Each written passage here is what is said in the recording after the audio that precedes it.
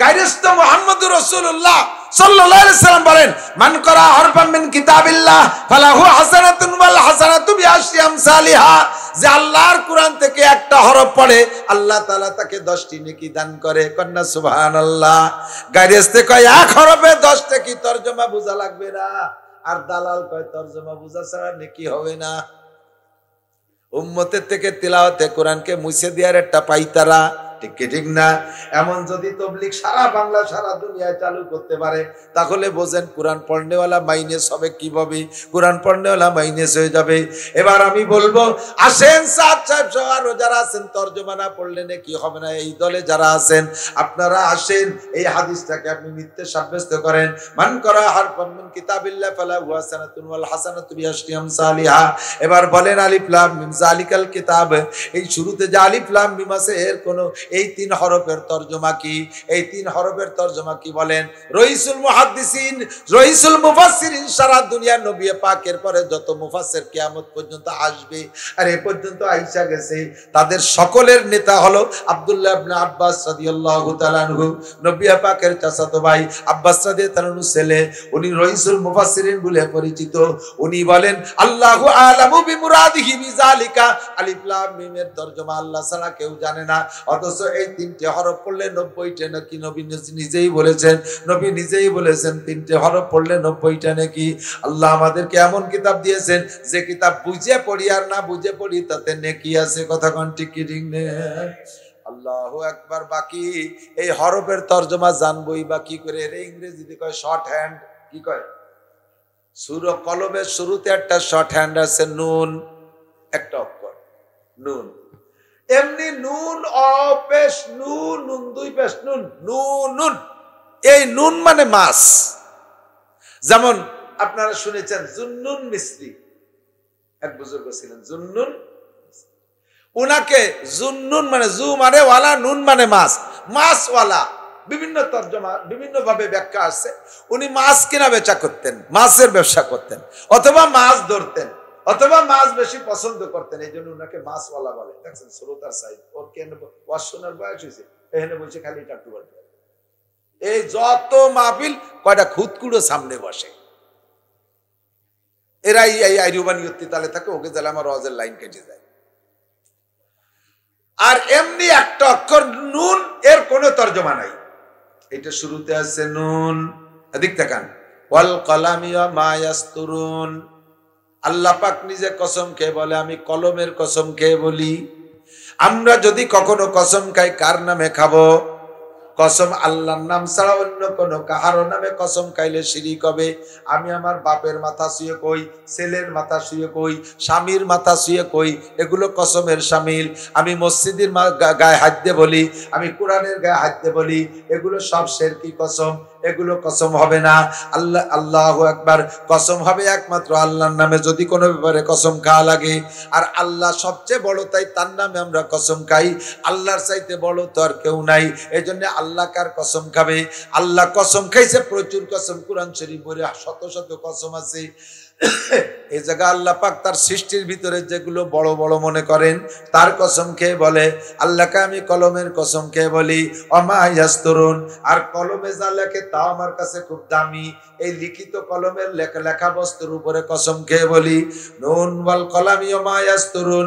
কি কসম খেয়ে কি বলে? নবী পাককে সান্ত্বনা দেয়। ওলীদ ইবনে মুগীরা আপনারে পাগল মাতাল মস্তান বলে, ও নবী আপনি শান্ত থাকেন। নুন ওয়াল কলামি ওমা ইয়াসতুরুন মা আনতা বিনিমাতি রাব্বিকা বিমাজনুন। আপনি আপনার রবের নিয়ামত, আপনি পাগল না। কন্না সুবহানাল্লাহ। নবী পাগল না, সার্টিফিকেট কে দিলেন?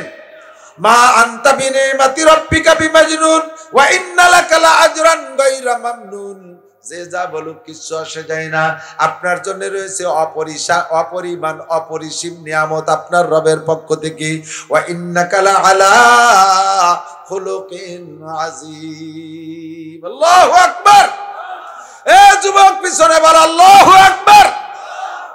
আল্লাহ পাক বলেন ওয়া ইন্নাকা লাআলা খুলুকিন আযীম। আপনি হলেন সর্বোত্তম চরিত্রের অধিকারী। একটু চরিত্র শিখে নাও। আজকে আমি এখানে চরিত্র, নবীওয়ালা চরিত্রের আলোচনা করব। নবী পাকের চরিত্র সর্বশ্রেষ্ঠ, এর মধ্যে সন্দেহ আছে? কথা বলেন। আমাদের বাংলাদেশে যত রাজনৈতিক নেতা আছে, আমি যত ভালোবাসি আর যত মাথার জনকে জানি, সমস্ত নেতাদের সারা জীবনের চরিত্র এক পাল্লায় রাখবেন। শুধু বাংলাদেশি না, সারা পৃথিবীর সমস্ত নেতাদের চরিত্র এক পাল্লায় রাখবেন। আর আমার নবীর জীবনের মাত্র একদিনের চরিত্র এক পাল্লায় রাখা হবে। কার পাল্লা ভারী হবে? নবী পাকের চরিত্রের পাল্লার ওজন বেশি হবে। কথা কোন ঠিক কি ঠিক না? এ ব্যাপারে কি আপনারা একমত? এ ব্যাপারে আপনারা একমত? এ ব্যাপারে আপনারা বিশ্বাসী? কিয়ামতে নবী পাকের সাথে জান্নাতে যাবেন, কোনো সন্দেহ নাই। বলেন আলহামদুলিল্লাহ। আমরা এই ইয়াকিন রাখবো। ওয়া ইন্নাকা লাআলা খুলুকিন আযীম। আমার নবীর চরিত্র সবচাইতে মন্দ না ভালো? ভালো বলে সার্টিফিকেট দিয়েছেন আল্লাহ। ভারতের কোন নোমো যদি আমার নবীর চরিত্রের সমালোচনা করে, বাংলাদেশের কোন কুলাঙ্গার যদি সমালোচনা করে, তাহলে কিছু আসে যায়? তবে আসে যাবে না কেন? আমার চোখের সামনে, হাতের সামনে পাইলে আমি যদি তার জবাব না দেই, তাহলে বোঝা যাবে আমার ইমানের মধ্যে দুর্বলতা আছে। কথা কোন ঠিক কি ঠিক না?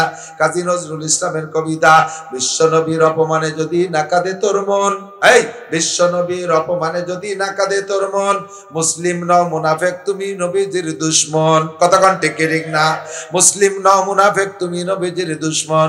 যুবক, তুমি নামাজ না পড়লে না পড়তেছো, তুমি রোজা না রাখলে না রাখতেছো, তুমি অন্যায় করলে করতেছো, তবে একটা কথায় তুমি মজবুত থাকবা, আমার চোখের সামনে আমার নবীকে সমালোচনা করবে, আমার আল্লাহকে, আমার কোরআনকে, আমার ইসলামকে ক্রিটিসাইজ করবে, গালি দেবে। আমার দেহের মধ্যে এক জাররা রক্ত থাকতে আমি ওখান থেকে খালি হাতে ফিরে আসবো না, আমি ওর প্রতিশোধ না নিয়ে বাড়ি আসবো। তাহলে নবী পাক বলেন, তুমি আমার খাঁটি আশিক। ভারতের ভিতরে রঙ্গিলায় রসুল নামে একটা বই লিখেছিল এক ঠাকুর, নবী পাকের চরিত্রের কলঙ্ক দিয়ে বদনাম দিয়ে লেখছে বই। কোন মাদ্রাসার ছেলে না, কোন বিশ্ববিদ্যালয় কি বলা হয়, কোন জামিয়ার ছেলে না, কোন আলেম হাফেজ মুফতি মুহাদ্দিস না, তোমাদের মতো একজন কলেজের স্টুডেন্ট শুনে কয় এর প্রতিশোধ না নিয়ে দুনিয়া থেকে যাব না। তরবারি একখান নিয়ে চাদরের তলে সাইরিয়া ঠাকুরের মন্দিরের সামনে যে বলতেছে, এখানে এলাকায় যে বলতেছে, এই অমুক ঠাকুরের বাসা কোথায়? বলতো ওই তুই যে ওই মন্দিরই বসা। যাইয়া গেটের মধ্যে দিয়ে ঢুকেছে ঠাকুরের ভড়িয়ালা ঠাকুর, যাইয়া বলতেছে, এই তোমার নাম এই? বলে জি। তুমি রঙ্গিলাই রসুলের লেখক? বলে জি। বলার সাথে সাথে বুড়ির মধ্যে বসাই দিচ্ছে। হিন্দু অধ্যুষিত ভারত, হিন্দু অধ্যুষিত ভারত, চতুর্দিকে হিন্দু, একটা যুবক কলেজ স্টুডেন্ট সহ্য করতে পারে না আমার নবীকে গালি দেবে, তার ভিতরে যে জীবনের মায়া ছাড়িয়ে দিয়ে বুড়িতে বসাই দিছে, জায়গায় সেটারে জাহান্নামে পাঠাই দিছে। স্পট অ্যারেস্ট, পুলিশ দৌড়ে এসে ধরে বসছে চোখের সামনে। কোর্টে নেছে, তুমি ওনাকে হত্যা করেছো? জি জি, আমি হত্যা করেছি। আপনার সকলে সাক্ষী থাকেন, ওই শয়তানটারে জাহান্নামে আমি পাঠাইছি। তুমি এভাবে সাহসের সাথে বলো, হ্যাঁ যা করছি মিথ্যে কথা কি? আমার নবীর প্রেমে পড়ে আমি নবীর পক্ষে হইয়া শত্রুকে আমি হত্যা করেছি, এখানে আমার অস্বীকার করার কি আছে? এক তো হত্যা করছি, আবার মিথ্যে কথা কে গুনাহগার হব? দুই কাম করবো না। যদি এটা নেকি হয় তাহলে স্বীকারই করলাম। ট্রাইব্যুনাল কোর্টে দ্রুত গতিতে ফাঁসির অর্ডার হয়ে গেছে, আগামীকাল ফাঁসি হবে। ফাঁসি যখন হবে এই খবর কানে আসলে হাসে না কান্দে মানুষ? কান্দেই কান্দে, কান্দেই কান্দে। রাতের বেলা ঘুমাইছে, ঘুমনে এক নাক ডেকে শোয়ার সাথে সাথে ঘুমাই গেছে।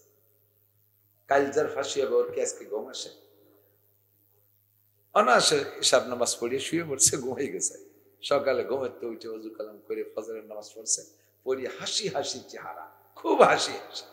জিজ্ঞেস করছে, তুমি আজকে ফাঁসি হবা, এত খুশি হাসছো কেন? তো বলবেই না, কয় না হাসছি কেন সেটা আমার। তো জিজ্ঞেস করতে করতে ওলামাই কেরামে জিজ্ঞেস করছে, হাসলি কেন? একটু কইয়ে যা, হাসি তো হবেই।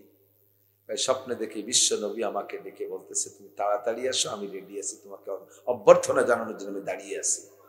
হুজুর জান্নাতের মধ্যে আমার জন্য দাঁড়িয়ে অপেক্ষা করতেছে, হুজুর আমাকে হাতছানি দিচ্ছে। সেই জন্য যত তাড়াতাড়ি মরবো তত তাড়াতাড়ি আমার মাসুক নবীর সাথে আমার সাক্ষাৎ হবে, এই খুশিতে আমি হাসতেছি। কন্যা সুবহানাল্লাহ।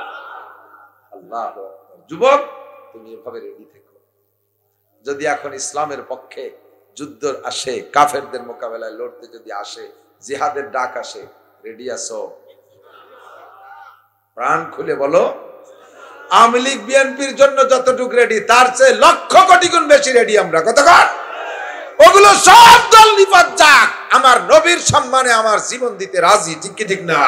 নারে তাকবীর, নারে তাকবীর। বিশ্ব নবীর অপমান সইবে না রে মুসলমান। বিশ্ব নবীর অপমান, বিশ্ব নবীর শত্রুরা, ইহুদিদের দালালরা, নেতানিয়াহুর চালারা, নারে তাকবীর। বুলবুল পাখিরে দেশে তুমি আল্লাহর জিকির করবার কাঁদবা। বুলবুল কো দিয়া না লাও পরওয়ানা কো জ্বলনা। ছোট ছোট পোকা আছে দেখবেন, এখন তো কারেন্টের লাইট হয়ে গেছে সব, তাও কোন কোন সিজনে খুব পোকা আসে। আগে বাতি জ্বালাইলে, কুপি জ্বালাইলে, আলগা বাতি জ্বালাইলে দেখতেন পোকা পড়ে পড়ে পুড়ে মরতো। পোকার উপর গায়ে আর অনেক পোকা দেখতেছে, পোকায় দেখতেছে যে আব্বা পড়ে মরলো, দাদা পড়ে মরলো, দাদি পড়ে মরলো, মা পড়ে মরলো। আমি শুনি তাই, তা সরেন না, ও লাগতে ওর মধ্যে পড়িয়ে ওর ভকনা পুড়ি টুড়ে দলা বলায় নিচেই পড়ি থাকে। ওরে ওই পোড়ার মধ্যে আল্লাহ মজা দিছে, পোড়ার মধ্যে মজা দিছে। ওর দায়িত্ব পড়বে পড়বে মরবে, পড়বে পড়বে। কিন্তু যারে যা দেশে সবচাইতে কঠিন জিনিস দেশে আল্লাহ মানুষকে, গমহাম কো দেয়া সবসে জো মুশকিল নজর আয়া। মানুষকে দেশে দুশ্চিন্তা, টেনশন এ আর কেন নাই। 3-4 দিন আগে কুষ্টিয়া যাচ্ছিলাম, তো রাজবাড়ি পার হইছি, পাংশা পার হইলাম, খোকসা কালুখালী, খোকসা অথবা কালুখালী কোন জায়গায় কোন থানার বাজারে যেন নামাজ পড়তে নামলাম, আসরের নামাজ পড়লাম আর একটু চা খাবো। এর মধ্যে দেখি একজনে মহিষের এলান দিচ্ছে, আগামীকাল মহিষ জবাই হবে। আগামীকাল যে মহিষটা জবাই হবে ওই মহিষটারে একটা পিক আপে উঠাইয়ে সেই মহিষে সেই পিক আপে মাইক বান্ধে বলতেছে, আগামীকাল আড়িয়ে মহিষ জবাই হবে, বিশাল মহিষ, আফ্রিকার জঙ্গলের মহিষ, এই মহিষটা আগামীকাল জবাই হবে অমক বা কষায়ের দোকানে। এই বলতেছে, এই যে মাইলকে মাইল ওই মহিষরে বান্ধে সেই গাড়িতে বসেই এলান দিচ্ছে। আমি তো মনে হচ্ছে যে মহিষের যখন কালকে ফাঁসি হবে, ওর যখন কালকে শুলি চড়াবে, সেই খবর মহিষটা শুনেছে, ও তো ওই জায়গায় স্টক করে মরবেই। দেই যে সেই মহিষ রীতিমতো জাগর কেটে যাচ্ছে, একটু চিন্তা নেই যে কাল মরবে। আপনার আমার সম্পর্কে যদি ঘোষণা হয় কালকে ফাঁসি হবে, আজ জাগর কাটবেন, পান খাবেন, আজ সিগারেট, ভাত খাওয়া বন্ধ হয়ে যাবে, সব বন্ধ, ঠিক না? মহিষের সামনে দাঁড়ায় কয় কালকে তার ফাঁসি হবে, কিন্তু মহিষটা জাগর কাটে। লাইন ধরে ছাগল আছে, এক পাশে জবই দিচ্ছে, বাকি কয়টা দাঁড়ানো, তাকে সামনে ঘাস আছে খাইয়ে যাচ্ছে, একটু পরে মরবে, চিন্তা নাই। চিন্তা শুধু মানুষের চিন্তা। আওয়ামী লীগ ঠকে গেছে, বাঁচবো কি খাইয়ে, মরবো কি খাইয়ে, কি চিন্তা। আওয়ামী লীগ কি আমাদের রাজ্জাক? রাজনীতি বুঝবেন না, আমি বোঝানোর জন্য যে উদাহরণটা আসছে সেটা। আওয়ামী লীগ আমাদের রাজ্জাক। রাজ্জাক মানে এবার রাজ্জাক কাকা মনে হইলেন না, রাজ্জাক মনে হলে রিজিক দাতা। আওয়ামী লীগ আমাদের রিজিক দাতা না, বিএনপি আমাদের রিজিক দাতা না, জাতীয় পার্টি রিজিক দাতা না, ডক্টর ইউনূস রিজিক দাতা না। যে নিজেই খায় সে আবার কারে খায়? যে নিজে খায় সে কেউ রে, যে না খায় সে সবাই রে খাওয়াইতে পারে। যে না খায় তিনি কে? আল্লাহ খায়, রুটি খায়, চা খায়, পান খায়, ভাত খায়, খায় না বিদায় সবাই রে খাওয়ায়। আর যে খায় সে কি কারে খাওয়াবে? নিজের পেট ভরে না। দেশের চৌকা লাগে সামনে টাকা নিয়ে কানাডা বিল্ডিং বানায়। কানাডা দেশের নাম কানাডা, কানাডা ওরা কাই তৈরি কয় কিনা কানাডা করে জহলাই দিয়ে কয়জনে কয় কানাডা। তা আমাকে চৌকা লাগে সামনে টাকা নিয়ে কানাডার বিল্ডিং বানায় দেয়। যারা এই কাম করে, এ দোষ খালি আওয়ামী লীগ না, যারাই এখানে এসে জায়গা পায় তারাই এই কাম করে। খালি যত দোষ নন্দ ঘোষ, সুযোগ পাইছে তো এক দলালের দোষ দিলে হইতেছে। চিনি কোন চাষি বা কম সালুন কাজ কতক্ষণ সব চাষিরে চিনি, কেউ সালুন কম খাও না। আল্লাহ রিজিকের মালিক কে? তাহলে দুশ্চিন্তা করে কি হবে? কিচ্ছু হবে? 300-400 টাকা পেঁয়াজের দাম গেছে না, এখন কয় টাকা? 1300 টাকা মন। এটা কি ডক্টর ইউনূস কমাই দিছে? ইউনূস সাহেবের বাপের ক্ষমতা আছে। চাউলের দাম বাইরে গেল কেন? সে আওয়ামী লীগ ক্ষমতায়, আওয়ামী লীগের বাপের ক্ষমতা আছে চালের দাম বাড়ানো। দেশে চাইল হয়নি, দাম বেড়ে গেছে। যখন ফুলি গেছে দামের বেলা, সাদলিও কেউ কেনে না, 10 টাকা দিবা। অনর্থক চিন্তা, ঠিক না? সব কাজ আল্লাহ ভাগ করে দিয়ে আমাদের গাড়ে দিছে চিন্তা। উলামায়ে কিরামকে আল্লাহ তাআলা ধর্মের দায়িত্ব দিয়েছে, তার ভিতরে ক্লাসিফিকেশন আছে। ধর্মের কাজ চলে 5 জায়গা। কয় জায়গা? 1 নম্বরে মাদ্রাসা, 2 নম্বরে পীরের খানকা, পিসাবরা আলেম, ধর্মের কাজ। 3 নম্বরে দাওয়াত ও তাবলীগ, 4 নম্বরে মসজিদের ইমাম সাহেবরা জুমার দিন বয়ান করে, ধর্মের কাজ করে। 5 নম্বরে মাঠের ময়দানের বক্তারা। এই 5 ভাবে ধর্মের কাজ চলে। এই 5 জনের ভিতরে সবচাইতে বেশি ফিকিরমান, সবচাইতে বেশি দুশ্চিন্তায় থাকে বক্তারা।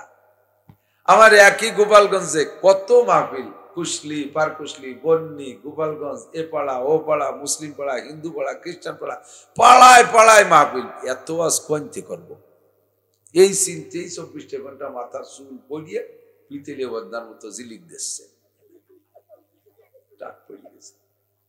এজন্য বলে কি বলে চিন্তাবিদ, ইসলামিক চিন্তাবিদ। সত্যি চিন্তা করা লাগে। কোন জায়গার মানুষে কি খায় বুঝে শুনে কথা বলতে হবে। কয়েকদিন আগে গেছি, 2-3 দিন আগে গেছি কুষ্টি। ওই তো যে কথা যেদিন দিন কুষ্টি যাই গেছি, যাই এই যে আমাকে মানে জামাত ইসলামের বক্তা আছে না একজন, আমির হামজা, ওর বাড়ির পাশে ভাবি। তো আমাকে দাওয়াত দিচ্ছে, আমাকে কওমি হুজুররা, আর ওরা যারা আছে ওই দিকে তারা দাওয়াত দেবে হলো ওই দলবে। তা আমাকে হুজুর জিতে গেছে, আমাকে 2 কওমি হুজুরে দাওয়াত দিচ্ছে। আমার নাম শুনে অন্য জায়গায় আছে, তাকে নামের পর অত খেপা না। আমার নাম শুনে হুজুর একটা বাইনে গুবাইলি হুজুর নিয়েছে। এই কয়ে ব্যাগ চাইয়ে কেউ আসলোই নি, আসেই নি। এই 20-22 জন নিয়ে সন্ধ্যের পরে বলছি, পরে এত কয়জন ঈশ্বরের এইরকম পর্দা টানানো। এরা এই জামাত শিবিরের লোক পর্দার পাশ দিয়ে 100-র উপরে বড় ধরনের বোমার মতো পটকা ফুটাইছে। আমার ওয়াজ করতে দেবে না। আমার বাড়ি গোপালগঞ্জ, কবিরে গুনা রেখে দেখছি। গোপালগঞ্জে বললে কি আমি নৌকো রস করবো? আমার কোরআন হাদিসের রস নাই। নৌকো রস বেশির বেশি নূহ আলাইহিস সালামের নৌকো খান করতে পারি, তাই ছাড়া আর আছে নাকি কোন? তা আমি বাড়ি গোপালগঞ্জ, এই অপরাধে আমার রস শুনবে না। তাহলে বলেন ওই জায়গায় আমার কত চিন্তের হিসেব করে কথা বলা যাবে? খালি যদি বলে এ পটকা ফুটেস কেন, তাহলে ওরা পাড়ে এসে হামলা করবে। আমি চুপ করে ওকে কাজ ওরা করুক, আমার রস আমি করি। রেখে দিয়েছি, বহুত মুশকিল। তো আল্লাহ তাআলা উলামায়ে কিরাম রে নবী পাকের পরে অ্যাসিস্ট্যান্ট নবী হিসেবে ঘোষণা দিয়েছেন। আপনারা কষ্ট পেলেন? আমাকে নাম করলো না, ওনারা নিজেরা অ্যাসিস্ট্যান্ট নবী শাস্তিছে। আমার নাম কইছি যে নাসির অ্যাসিস্ট্যান্ট নবী বানাইছে। আপনি হন আলেম, ওয়ারাসাতুল আম্বিয়া হয়ে যান। ইন্নাল উলামা ওয়ারাসাতুল আম্বিয়া, উলামায়ে কিরাম নায়েবে নবী। বলেন আলহামদুলিল্লাহ। কোন খ্রিস্টান রে তো নায়েবে নবী কই নেই। উলামা তো আপনাদের মতো আপনাদের সন্তানেরাই তো, নাকি বলেন? তো এবার উলামায়ে কিরামদের ভিতরে আল্লাহ তাআলা যাকে যেমন বাচন ভঙ্গি দিয়েছে, যার যেমন কণ্ঠ, যার যেমন জ্ঞান, যার যেমন এলেম, সে উম্মতকে সেভাবে বোঝানোর চেষ্টা করে। আমি বাড়ি যেহেতু গোপালগঞ্জ, কাজে আপনারা সবাই আমার পরিবারের সদস্য।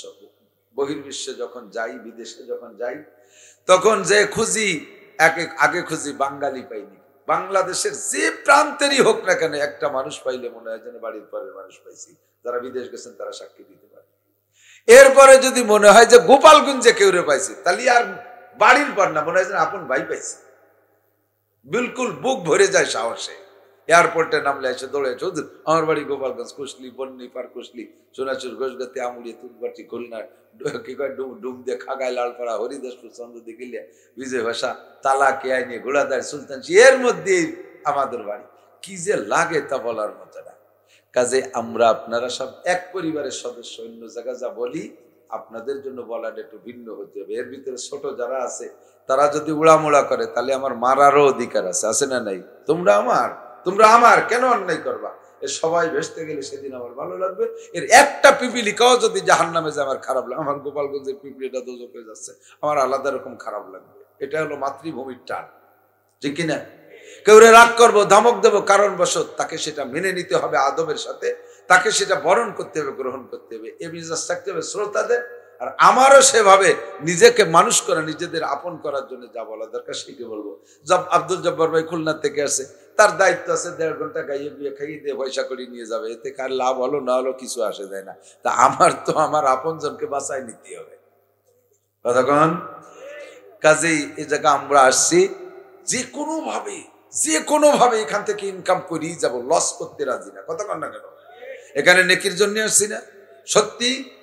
সত্যি কথা, নেকির জন্য আসছেন তো, না গুনাহ কামাই করতে? যদি গুনাহ কামাই করতে হয় চলেন যাই 31st নাইট কামাই উড়িয়ে আসি, যে কোনো একটা পার্কে যাই, দুজন বসে তসবি টিভি আসি, চলতেছে যে আকাম কোকাম। যেহেতু সেখানে যাই না, এখানে এসে নেকি কামাই করতে, ঠিক তো? সবচেয়ে বেশি নেকি কামাই করার যে সুরত গুলো আছে সাথে দিয়ে একটা বলে দিই। সামনে যদি ফাঁকা জায়গা থাকে, একরামের নেতে আগাই বসলি, একটু আগাই বসলি 10 বছরের কাফে সব পাবে। নড়ে চড়ে না তো। বললেন যে নেকি কামাই হতেছি, সবচেয়ে একেবারে সহজে মোটা একটা নেকি দিয়ে দিলাম, তা নেয় না। একরামের নিয়েতে আসেন যে আমি আগায় বসলি, এই তুই বাদাম খাইয়ে জায়গাটা নষ্ট হচ্ছিস, নিজেও এগোচ্ছিস যে আরেকজনের বসার জায়গাটা চুলি ফেলাই দেবেন বাড় হইয়া, আর বাদাম খাবি না কিন্তু। তোমরা খাবার আমারে বক করতে লাগাই দিয়ে নিজেরা বাদাম খাওয়া দে, আমারে কোটা দে, একসাথে খাইয়ে দিয়ে শেষে একবারে শুরু হল। কাছে আসেন, যুবকরা নড়াচড়া করবা না, অনেক আছে। আবার কেন্দ্র আছে না, কেন্দ্র ফুকা আছে না, আস্তে আস্তে হাঁটে। তো হাঁটতেছে ওই যে বন্নির বাজারের দিক, তারা যদি তুই যেভাবে হাঁটতিস ও তো 3 মাসের মধ্যে বন্নি জাতি পারবি না। এই জন্য যদি ওরে ঠেলা দেন যে একটু জোরে আর, তাহলে কি রে একটু আটে কুড়াইকা পারবো না, পারলি তুই আট, ঠেলা দিয়ে আর পারবো না, পারলি তুই আট। আমাকে বিজয় ভাষাতে এক সেমলা ভ্যান চালায়, তো ওই সেমলার ভ্যানে 2টি মাই উঠছে মহিলা। ও পুরো স্ট্যান্ডের মধ্যে অত বড় স্লো গতির ড্রাইভার আর নাই, একেবারে মানে দায় না টেকলি কেউ ওর ভ্যানে ওঠে না, কেউ রে না পালি শেষে যদি ওঠে সিনা পাল্টি। তো ওই মেয়ে 2টো উঠিয়ে এই বিজয় ভাষাতে আইসিয়ে কদ্দূর এসে আমাকে একটা বাইরে দাঁড়িয়েছে, একটা ফাঁকা ওই জায়গায় আইসিয়ে, এদিকে ম্যাঘ দক্ষিণ আকাশে, ওরা বলতেছে ভাটি একটু জোরে চালা, এই বৃষ্টি এসে গেলি জলমল সে কুয়ানি যাওয়ানি ফাঁকা জায়গা, ও তাতে নেদায়ও না সে নাইও না।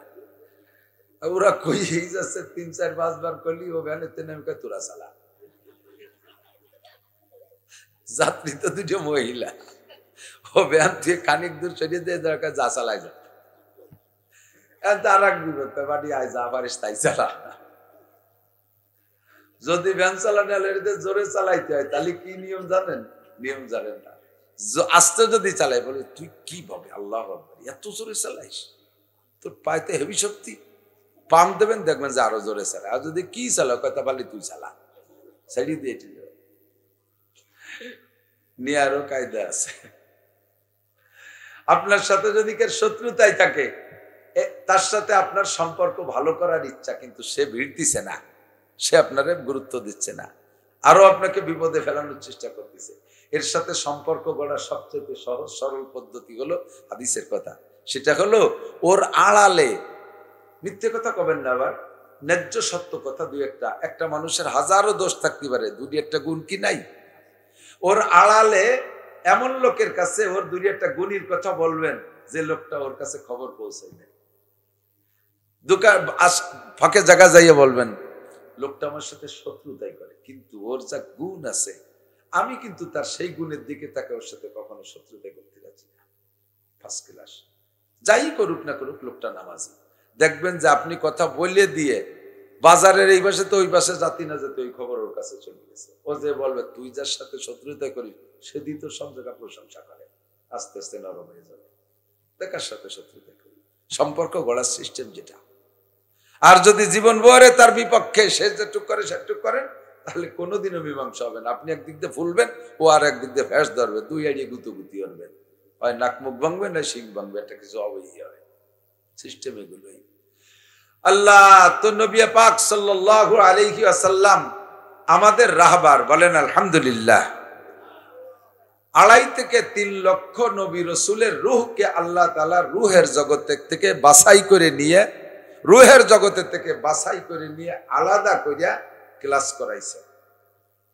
যেই কয়জনকে ক্লাস করাইয়া প্রশিক্ষণ দিয়েছে সেই কয়জনকে আল্লাহ তাআলা দুনিয়া নবী বানাইছে। কেন? নবীদের দায়িত্ব হলো উম্মতের রাহবারি, নবীদের দায়িত্ব পথ প্রদর্শন করা, নবীদের দায়িত্ব বয়ান করা, নবীদের দায়িত্ব ওয়াজ করা, নবীদের দায়িত্ব উম্মতের চারিত্রিক রোগ চিকিৎসা করা, নবীদের দায়িত্ব উম্মতকে জান্নাতের পথ দেখানো। কথা বলুন ঠিক কিনা? তো যিনি বয়ান করবেন তিনার ভিতরে আগে ওই বয়ানের আমল থাকতে হবে। ডাক্তার, দায়দের ডাক্তার, দায়দ আছে না, দায়দ রোগ আছে না, দায়দ রোগ চর্মরোগের ডাক্তার, চর্মরোগের ডাক্তার মানুষের চর্ম চিকিৎসা করবে। গায়ে যত বাহ্যিক যে রোগ আছে, খাজনি, চুলকনি, পাসরা, দায়, মাই, একজিমা, অ্যালার্জি, এগুলোর চিকিৎসা করবে। এখন আপনি যে ডাক্তারের কাছে গেছেন, আপনি যে ডাক্তার থেকে চিকিৎসা নিয়েছেন, সে ডাক্তার শার্ট গায়ে দিয়ে বসে রয়েছে, গলার এই জায়গায় দাদি লাল হয়ে গেছে, আদ্য ওষুধ দিচ্ছে 2 হাত ব্যাকগ্রাউন্ড, সেই ডাক্তার আপনারে দাদির ওষুধ দিচ্ছে, আপনি নেবেন? বেটা তুই আমারে চিকিৎসা করবি, তোর ওষুধই তোরই কাজ হয় না, তা আমার কি গুড়ার ডিম হবে? এটা বোঝা আসে কিনা? এরকম একটা ধারণা হয় কিনা? তুমি ডাক্তার চর্মরোগের চিকিৎসা করবা, তোমার চামড়া থাকতে হবে নায়কের মতো তেল তেলিয়া, তোমার গায়ের রং হতে হবে সেরকম, কালা হওয়ার দলা হও, তোমার চামড়া স্কিনে একটা গামাসিও থাকতে পারবে না। তুমি যদি এত বড় দায়দার পাঁচরা রোগী হও, তুমি আর বেটাকে কি চিকিৎসা করবে? ফরিদপুর থেকে গাড়িতে উঠছি মাগুরা যাব, মাঝকান্দির ওই জায়গা গেলি দেই বাসের মধ্যে এক লোক উঠিয়া দাঁতের মাজন বেচতেছে, এক বুড়ো, একটা দাঁতও তার গালে নাই। এক তো বাসের শব্দে বোঝা যাচ্ছে না, আরো দাঁত না থাকলে কথা অস্পষ্ট, কি কয়টা টের পাইনে, পরে বুঝলাম যে দাঁতের মাজন বেচতে। আমি যে চাচা কি বেছে, ওই আউমরে যা কলো তাতে বুঝলাম যে আমার এই দাঁতের মাজন এমন ধনন্তারী দাঁতের মাজন, এদের দাঁত মাজলি জীবনেও পড়বে না, মরার পরও 14 বছর থাকবে, এত ভাস ক্লাস দাঁতের মাজন। আমি করলাম বেচা শুরু হচ্ছেন কবে? আপনার কটা পড়ার পরে না আগের থেকে? কেমন না তাকাও, যে আমার মতো এক ঠুক বুদ্ধি যার আছে, তোমার মাজন কেউ ঠেকবে না। আমি বুঝে ফেলাইছি, যেই মাজনে তোমার দাঁত ঠেকাতে পারে নাই, ওই মাজনে আমার দাঁত ঠেকাইতে পারবে। কাজে যেই রোগের চিকিৎসা করবা, ডাক্তার আগে সেই রোগ থেকে মুক্ত থাকতে হবে। যেই বয়ান করবা, সেই বয়ান বক্তার মধ্যে আগে নিজের মধ্যে আমলে থাকতে হবে। আল্লাহু আকবার।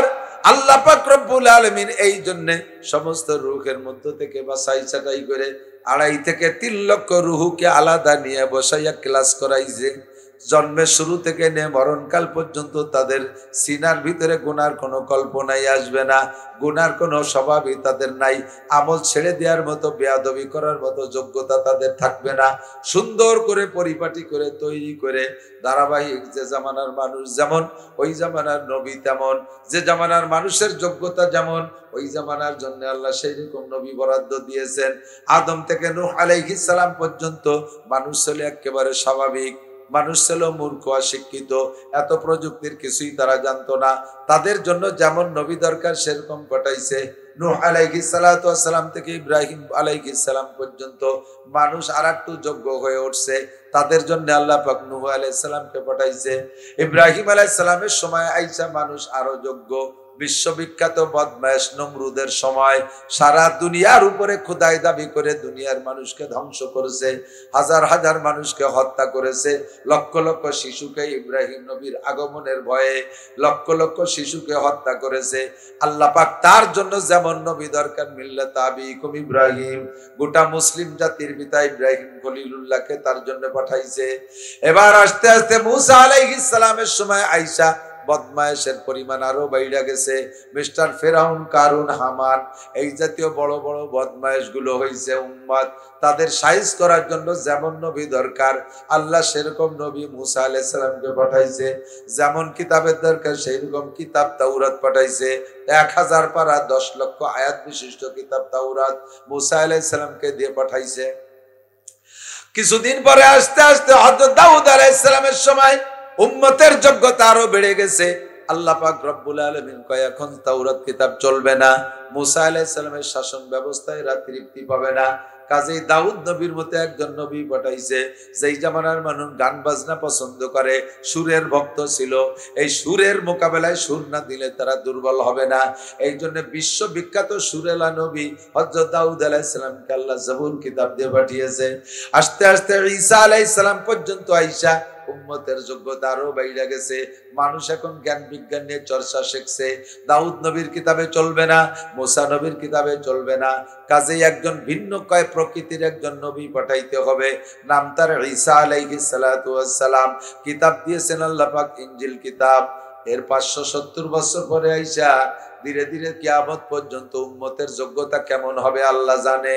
উম্মত তৎকালীন আবু জাহেল, আবু লাহাব, উতবা, শাইবা, ওয়ালিদ ইবনে মুগিরা, আবু বকর, ওমর, উসমান, তালহা, জুবায়ের, বিলাল, আম্মার, সুহাইব, একদিক দিয়ে মুসলমানদের মধ্যে যারা ইসলাম দ্বারা গ্রহণ করেছে তারাও দামি, আর যে কয়জন কাফের রয়ে গেছে তারাও নেতৃস্থানীয় শীর্ষ লিডার, বিশ্ববিখ্যাত বদমায়েশ। এদেরকে সোজা করার জন্য আগের কোনো কিতাব, আগের কোনো নবীতে হবে না। এমন একজন উস্তাদ পাঠাইবো যেই উস্তাদের সামনে দাঁড়াইয়া কথা বলার মতো সাহস থাকবে না যোগ্যতাগত দিক দিয়ে। এমন একজন উস্তাদকে আল্লাহ পাক বাছাই করে রেখেছেন। সেই উস্তাদের নাম হলো বিশ্ববিখ্যাত আখিরি নবী মুহাম্মাদুর রাসূলুল্লাহ। এমন একটা কিতাব দেব, আগের কিতাবগুলোর ভিতরে আয়াতের মধ্যে তারা বানায় বানায় ঢুকাইয়া এমন ভাবে মিশ্রিত করে ফেলাইছে, কোনটা আল্লাহর কালাম কোনটা মানব রচিত বুঝা বড় কঠিন। এমন ভাবে মিক্সার করে দিয়েছে ইনজিল আর তাওরাত আর জাবুরকে।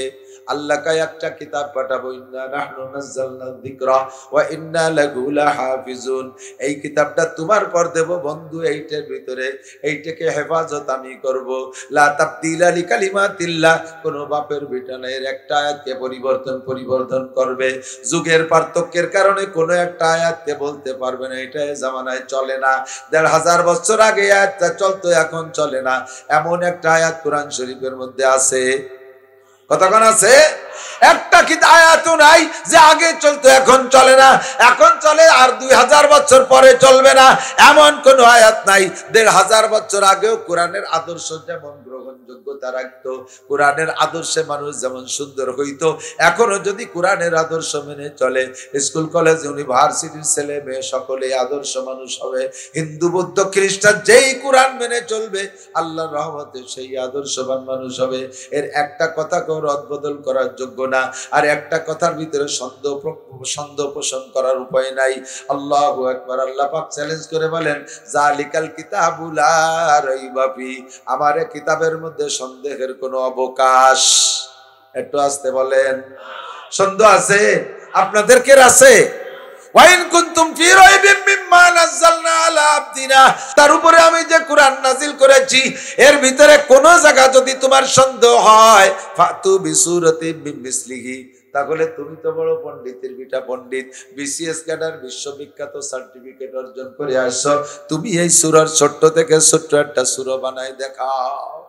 তুমি সূরাতুল মিসলি, ইন্না আতাইনাকাল কাউসার ফাসাল্লি লিরাব্বিকা ওয়ানহার ইন্না শানিয়াকা হুয়াল আবতার, মাত্র 3 আয়াতের একটা সূরার মতো সূরা বানায় দেখাও। আজও পারে নাই, এখনো পারে নাই, কোনদিন পারবে বলে বিশ্বাস? কথা বলেন, পারবে? কোনদিন পারবে না। এই কোরআনে কারিমের শুরু থেকে শেষ পর্যন্ত বিশ্বাস করা ফরজ, আমলের গুলো আমল করা ফরজ, যেটা আল্লাহ হুকুম করেছে আমল করা ফরজ, যে আর পুরো কোরআনের সব নুক্তায় নুক্তায় বিশ্বাস করা ফরজ। এই কোরআনে কারিম কেমন শুনলে আশ্চর্য হবেন। সিদ্দিকা আয়েশা রাদিয়াল্লাহু তাআলা আনহার কাছে তৎকালীন খলিফাতুল মুসলিমিন নবী পাকের পরে আবু বকর, আবু বকরের পরে হযরত ওমর, ওমর যখন প্রেসিডেন্ট খলিফাতুল মুসলিমিন, যুবক মনে রাখো, খালি ভাষা ভাষা কানে শুনো না, শোনা আমার দিক লক্ষ্য করো। নবী পাক হযরত ওমরের রাষ্ট্রের আয়তন ছিল পৃথিবীর 2/3, অর্থাৎ 3 ভাগের 2 ভাগ মিলে একটা রাষ্ট্র। একটু বলেন না সুবহানাল্লাহ। আয়তন শুনলে আশ্চর্য হবেন। মানব বসতির দিক দিয়ে আয়তন ছিল 2,40,00,000 বর্গ মাইল। কত বড়? 2,40,00,000 বর্গ মাইল, প্রায় বাংলাদেশের সমান না? এরকম কয়টা বাংলাদেশ লাগে এত বড় দেশের মানুষের পায়খানা বান্তি? এত বড় দেশের প্রেসিডেন্ট, নবী পাকের সাহাবাদের মধ্যে প্রথম সময়কার সাহাবা 40তম রোল নাম্বার হযরত ওমরের। রাসূলের মাদ্রাসায় ভর্তি হওয়ার দিক দিয়ে 40 নম্বর রোল নাম্বার ভর্তি রোল, আর রেজাল্ট আউট হওয়ার পরে রোল নাম্বার হয়েছে 2। 1 নম্বরে আবু বকর, 2 নম্বরে ওমর। বলেন রাদিয়াল্লাহু আনহু। ওনার ইলম আর আমলের কোনো তার অভাব ছিল না। ফার্স্ট ক্লাস পলিটিশিয়ান, আন্তর্জাতিক খ্যাতি সম্পন্ন যোদ্ধা, গায়ে শক্তিও ছিল, জোয়ানও ছিল, সবচেয়ে বেশি লম্বা ছিল। এই মহামানবটার ভিতরে কোনো তার কম নাই। উনি যায় সিদ্দিকা আয়েশার কাছে বলতেছে, মা আয়েশা, ওনার মেয়ে হাফসা আর আয়েশা হলো সতীন, দুইজনই রাসূলের স্ত্রী। হাফসা ওমরের মেয়ে আর আয়েশা আবু বকরের মেয়ে রাদিয়াল্লাহু আনহুম। এই দুইজনই সতীন, হাফসা আর আয়েশা রাদিয়াল্লাহু আনহুমা। এই দৃষ্টিকোণ থেকে হযরত ওমর যে আয়েশাকে বলতেছে, ও মা আয়েশা, কাইফা কানা কুলুকু রাসূলিল্লাহি সাল্লাল্লাহু আলাইহি ওয়াসাল্লাম, মা নবী পাকের চরিত্র সম্পর্কে আমার একটু বলবা, হুজুরের চরিত্র কেমন ছিল? আয়েশা জবাব দিলেন, চাচা যান, আপনি ইসলাম গ্রহণ করেছেন আমার টোটাল বয়সের 5 বছর আগে। আমার বয়স যখন 18, আমি তখন বিধবা হয়েছি, আর তখন নবী ইন্তেকাল হয়েছেন, আর নবী ইন্তেকাল করেছেন নবুয়তি পার 23 বছর পরে। আপনি নবীর 23 বছর নবুয়তি দেখেছেন, আর আমি মাত্র 18 বছর দেখেছি। তার ভিতরে 9 বছর আমার শিশুকালের মধ্যে কেটে গেছে। আমি 9 বছর নবীর ঘরে বসবাস করে এই 9 বছরে কি বা শিখছি। আর আপনি জানছেন নবীর 23 বছর নবুয়তি জিন্দেগি। আপনি নবীর আখলাক সম্পর্কে আমার সাথে 1000 গুণ বেশি জানেন। আমার কাছে এইটা জিজ্ঞেস করে আমার লজ্জা দিচ্ছেন কেন? আয়েশা, হযরত ওমর বললেন, ও মা, মানুষ, এই কথা হবে না, ও মা, মানুষের, পুরুষের স্বভাব 2 রকম হয়ে থাকে। এদিক পুরুষের স্বভাব 2 রকম হয়ে থাকে, বাহিরে একরকম, ভিতরে আর এক রকম। খেয়াল করেন, পুরুষের স্বভাব 2 রকম, বাহিরে একরকম, ভিতরে আর এক রকম। কোন কোন পুরুষ আছে বাহিরে একেবারে বিড়ালের মতো ভিজে বিড়াল, কুশলির বাজারে গেলে পোলাপানে চড় দেয়, থাপ্পড় খাইয়া মুখ মালিশ করিয়া এটি চলে এসে জব দিতে পারে না। বাড়ি এসে বিটিকের সাথে একেবারে সিংহর মতো চুল ধরিয়া আইলো লাঠি দাও, ও লাখের বাইরে আর জিনিস আমি এদেশের পাইছি, উনি এদেশের পাইছি, দেখাই ছাড়িয়ে দেবো, আব্বা করিও ছাড়বো না। বিটিকের সাথে খুব পারে, বাইরে পোলাপানের কাছে লাথি চাল খায়, জব দিতে পারে না। এরকম বাহাদুর আছে না?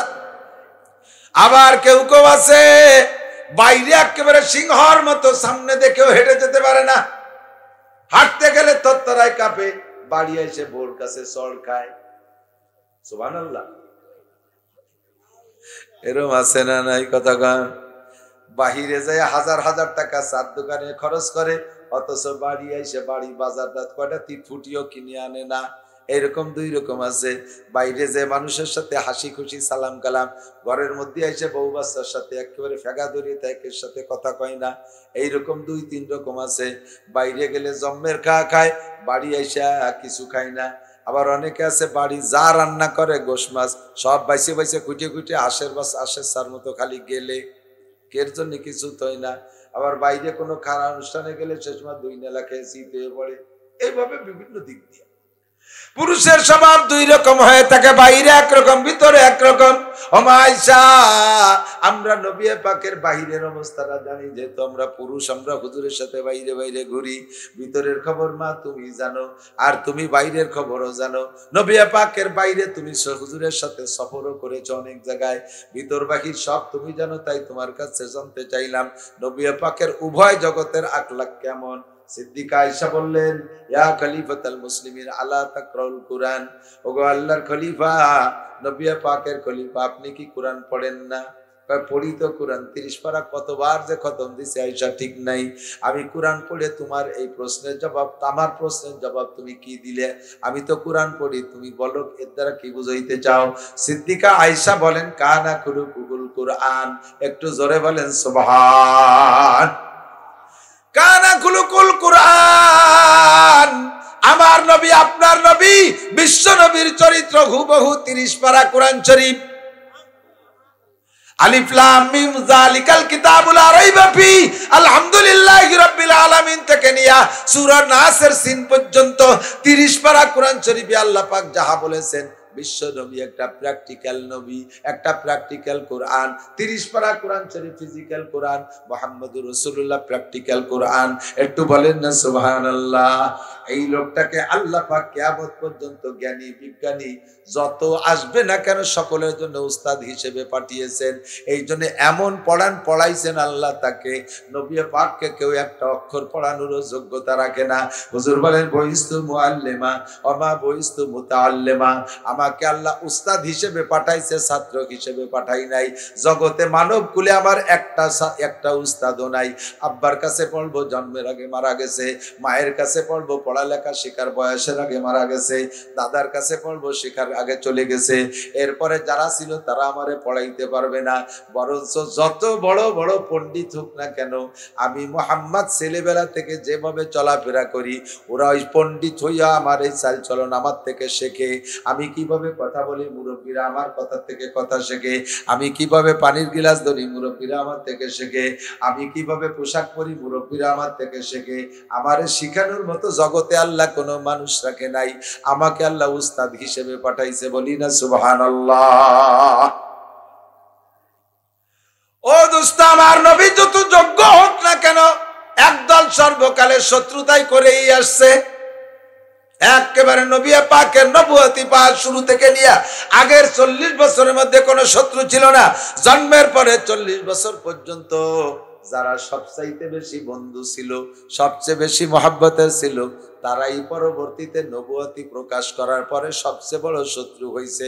তার মধ্যে অন্যতম নবী পাকের আপন চাচা, এটা সৎ চাচা না, আপন চাচা আবু লাহাব, হুজুরের একান্ত আপন চাচা আবু লাহাব। এইটা ছিল হুজুরের সবচেয়ে বড় বন্ধু। কেমন বন্ধু শুনে আশ্চর্য হবা। আল্লাহু আকবার। আবু লাহাব, নবী পাক জন্ম নিয়েছেন সোমবারে। নবীর জন্ম থেকে নিয়ে 40 বছর পর্যন্ত প্রত্যেক সোমবারে আবু লাহাব নবী পাকের জন্ম দিবস পালন করত। স্বর্ণের পিয়ালায় তেল ঢাইলে বাতি জ্বালাইতো। আমার ভাতিজার স্মরণে আমি স্বর্ণের পিয়ালায় বাতি জ্বালাই। প্রত্যেক সোমবারে জন্ম দিবস পালন করত।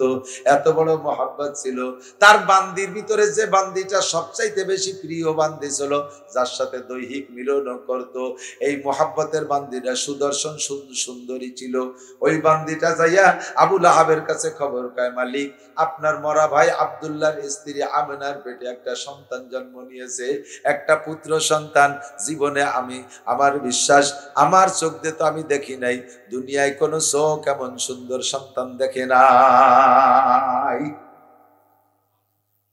খবর পাইয়া এই সুয়াইবা যখন আবু লাহাবকে বলছে, মালিক, আপনার এই ভাতিজা জন্ম নিয়েছে, সঙ্গে সঙ্গে শাহাদাত আঙ্গুলের ইশারা দিয়া সুয়াইবারে কয়, সুয়াইবা, তুই আজ থেকে আজাদ, আর তোর বান্দি টাকা লাগবে না। আঙ্গুলের ইশারা দিয়ে আজাদ করে দিয়েছে। বুঝে দেখেন তাহলে নবী পাকের জন্ম থেকে আবু লাহাব নবীকে কত ভালোবাসে। আল্লাহু আকবার।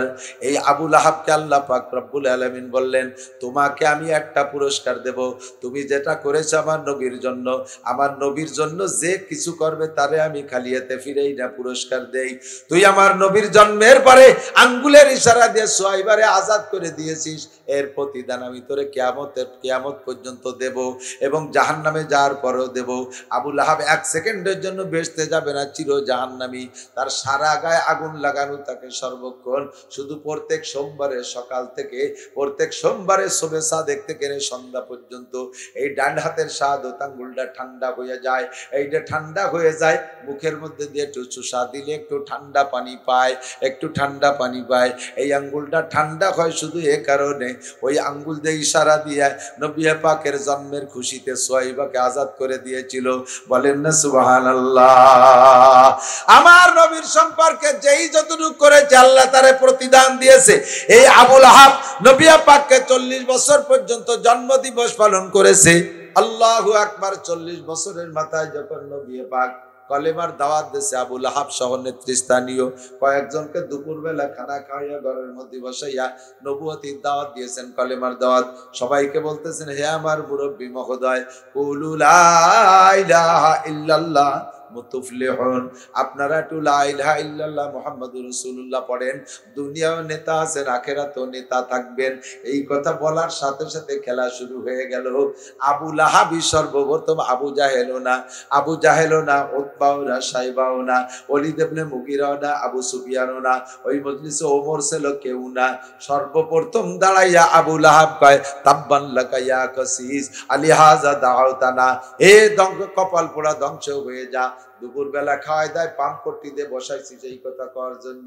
তুই আমার বংশের কলঙ্ক, এতদিন পর্যন্ত তোরে ভালোবাসি, আজকে থেকে তোরে ভালোবাসবো না, তুই ধ্বংস হয়ে যা।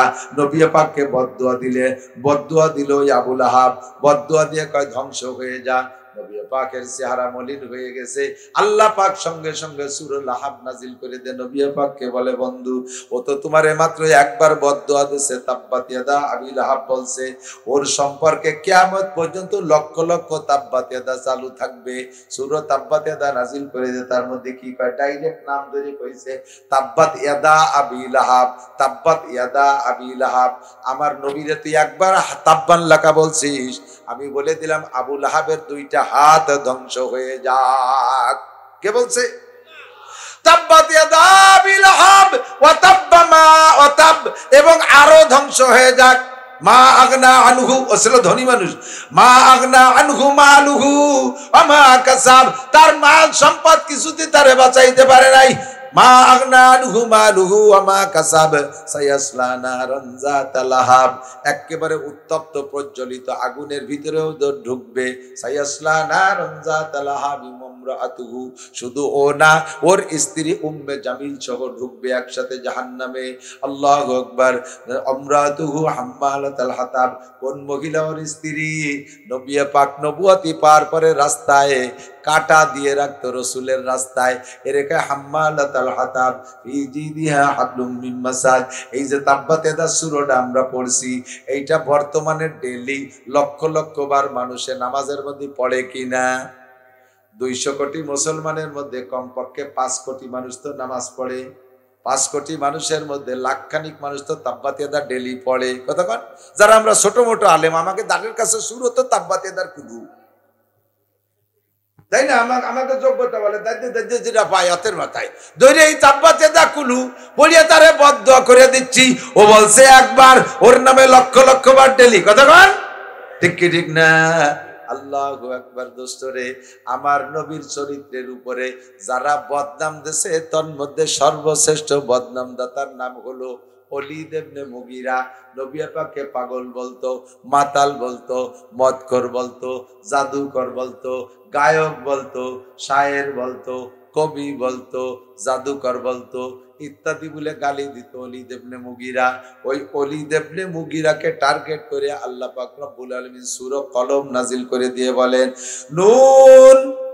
কোরআন শরীফে আছে, দেখবেন অনেক সূরা শুরুতে কাটা কাটা অক্ষর আছে না, যে অক্ষরে জের জবর পেশ নাই। একেবারে দ্বিতীয় সূরা আলহামদুলিল্লাহ সূরা তো প্রথম সূরা, কোরআন শরীফ প্রথম সূরার নাম কি? সূরা ফাতিহা। তারপরে 2 নম্বর সূরা বাকারা। অনেকে মনে করে যে বাকারা 1 নম্বর, প্রথম সূরা সূরা ফাতিহা, 2 নম্বর সূরা বাকারা। সূরা বাকারা শুরুতে আছে আলিফ লাম মিম, আছে না? এতে কি জের জবর পেশ আছে নাকি? আলামা, উলিমা, আলিমা এরকম ভর্তি হয় নাকি? আলিফ লাম মিম, একটু পড়বেন আমার সাথে। আলিফ লাম মিম কয়টা অক্ষর? 3 তিরিকে 9টা অক্ষর। একটা অক্ষর লিখতে 3টি অক্ষরে অক্ষর লাগে। আলিফ লিখতে এসে করে দেখেন, আলিফ জরা লাম জাল্লি ফাদুই পেশুন আলিফুন, এর মানে আলিফ। লাম লিখতে 3টি অক্ষর লাগে, লাম আলিফ জল্লা মিম দুই পেশুন লামুন। মিম লিখতে 3 হরফ লাগে, মিম ইয়েজের মি মিম দুই পেশুন মিমুন। আলিফ লাম মিম 3টি অক্ষর লিখতে 9টা অক্ষর লাগে। শুধু আলিফ লাম মিম পড়ার কারণে আপনার আমল নামায় 90টা নেকি লেখা হইয়া যায়। বলবেন না সুবহানাল্লাহ? আমাকে সাত সাপ ওই যে উপায়, ইন্ডিয়ান সাত সাপ, সে কইছে যে কোরআন শরীফের আয়াত তর্জমা না বুঝে পড়লে কোনো নেকি হবে না। এইরকম যদি ফতোয়া দেয়, তাহলে সাধারণ পাবলিক যারা কোরআন শরীফের তর্জমা জানেন না, আপনারা কে পড়বেন? দুনিয়া থেকে কোরআন পড়াটা বন্ধ করে দেওয়ার একটা ষড়যন্ত্র না? তাহলে সেই লোকের তবলিগ আমাকে দেশে বলে চালু করতে হবে। কি করতে হবে? নবী পাক কয় নেকি হবে, উনি কয় হবে না। যার গাই সে কয় 3 বছর পর বিয়ে, আর দালালে কয় বছর বিয়ে নিয়ে। একজন এই গাই বেচতে গেছে, একটা গাই 4 বছর কলই খাইছে, তা গাবটা হয় না, রাগ করে উদয়পুরিয়াটা বেচতে গেছে। কারণ দালাল তো সব উদয়পুরিয়াটা সবচেয়ে বেশি দালাল। দালালে এসে কয় ভাই গাই বেচবো? হ্যাঁ বেচবো। গায়ের গুণাগুণ কি? আরে ভাই অসুবিধা লাভ নেই, শয়তান 4 বছর কলই খাইছি, ভুসি খাইছি, পয়মন কিচ্ছু হয় না। ও কি বড়ি খাইছে না কি দেখিয়েছে আল্লাহ গর্বটা বোঝাবে না। ওই সিয়ালাই তো বেচতে না পারলে কুরবানি দেবো। কয় যে তুমি ওই করলি গাই বেচতে পারবা না, তুমি চুপ করে থাও, কয়টা দিবা বেশি দিতে এলে তাই কম। 20-300 টাকা। ঠিক আছে, 300 টাকা কন্ট্রাক্ট ঠিক হইয়া দালালে গাই বেচবে। তো উনি তো দাঁড়ায় রয়েছেন, দালাল গায়ের দাম আলোচনা করতেছে। কাস্টমার আসার পরে দালালে কয় শুনবে তো গুণাগুণ, গাই হলে তো এখন দালাল হয়েছে। গাই কেমন? বছর বিয়ে নেই, কোনো বছর 11 মাসে ও আয়। দুধ সকালে 4 কেজি, বিকেলে 2 কেজি। গাইরে ফিটেস্ট মুসা আলাইহিস সালামের গাই মতো, মুসাল্লামাতুল লা শিতা ফিহা ফাযাবাহুহা মাকাদ। গায়ে একটা দাগ ধাব্বা নাই, লাল টকটকে দেখার মতো। এখন দেহে শুনে পছন্দ হয়েছে, এত গুণবতী গাই না কিনবে কিনা।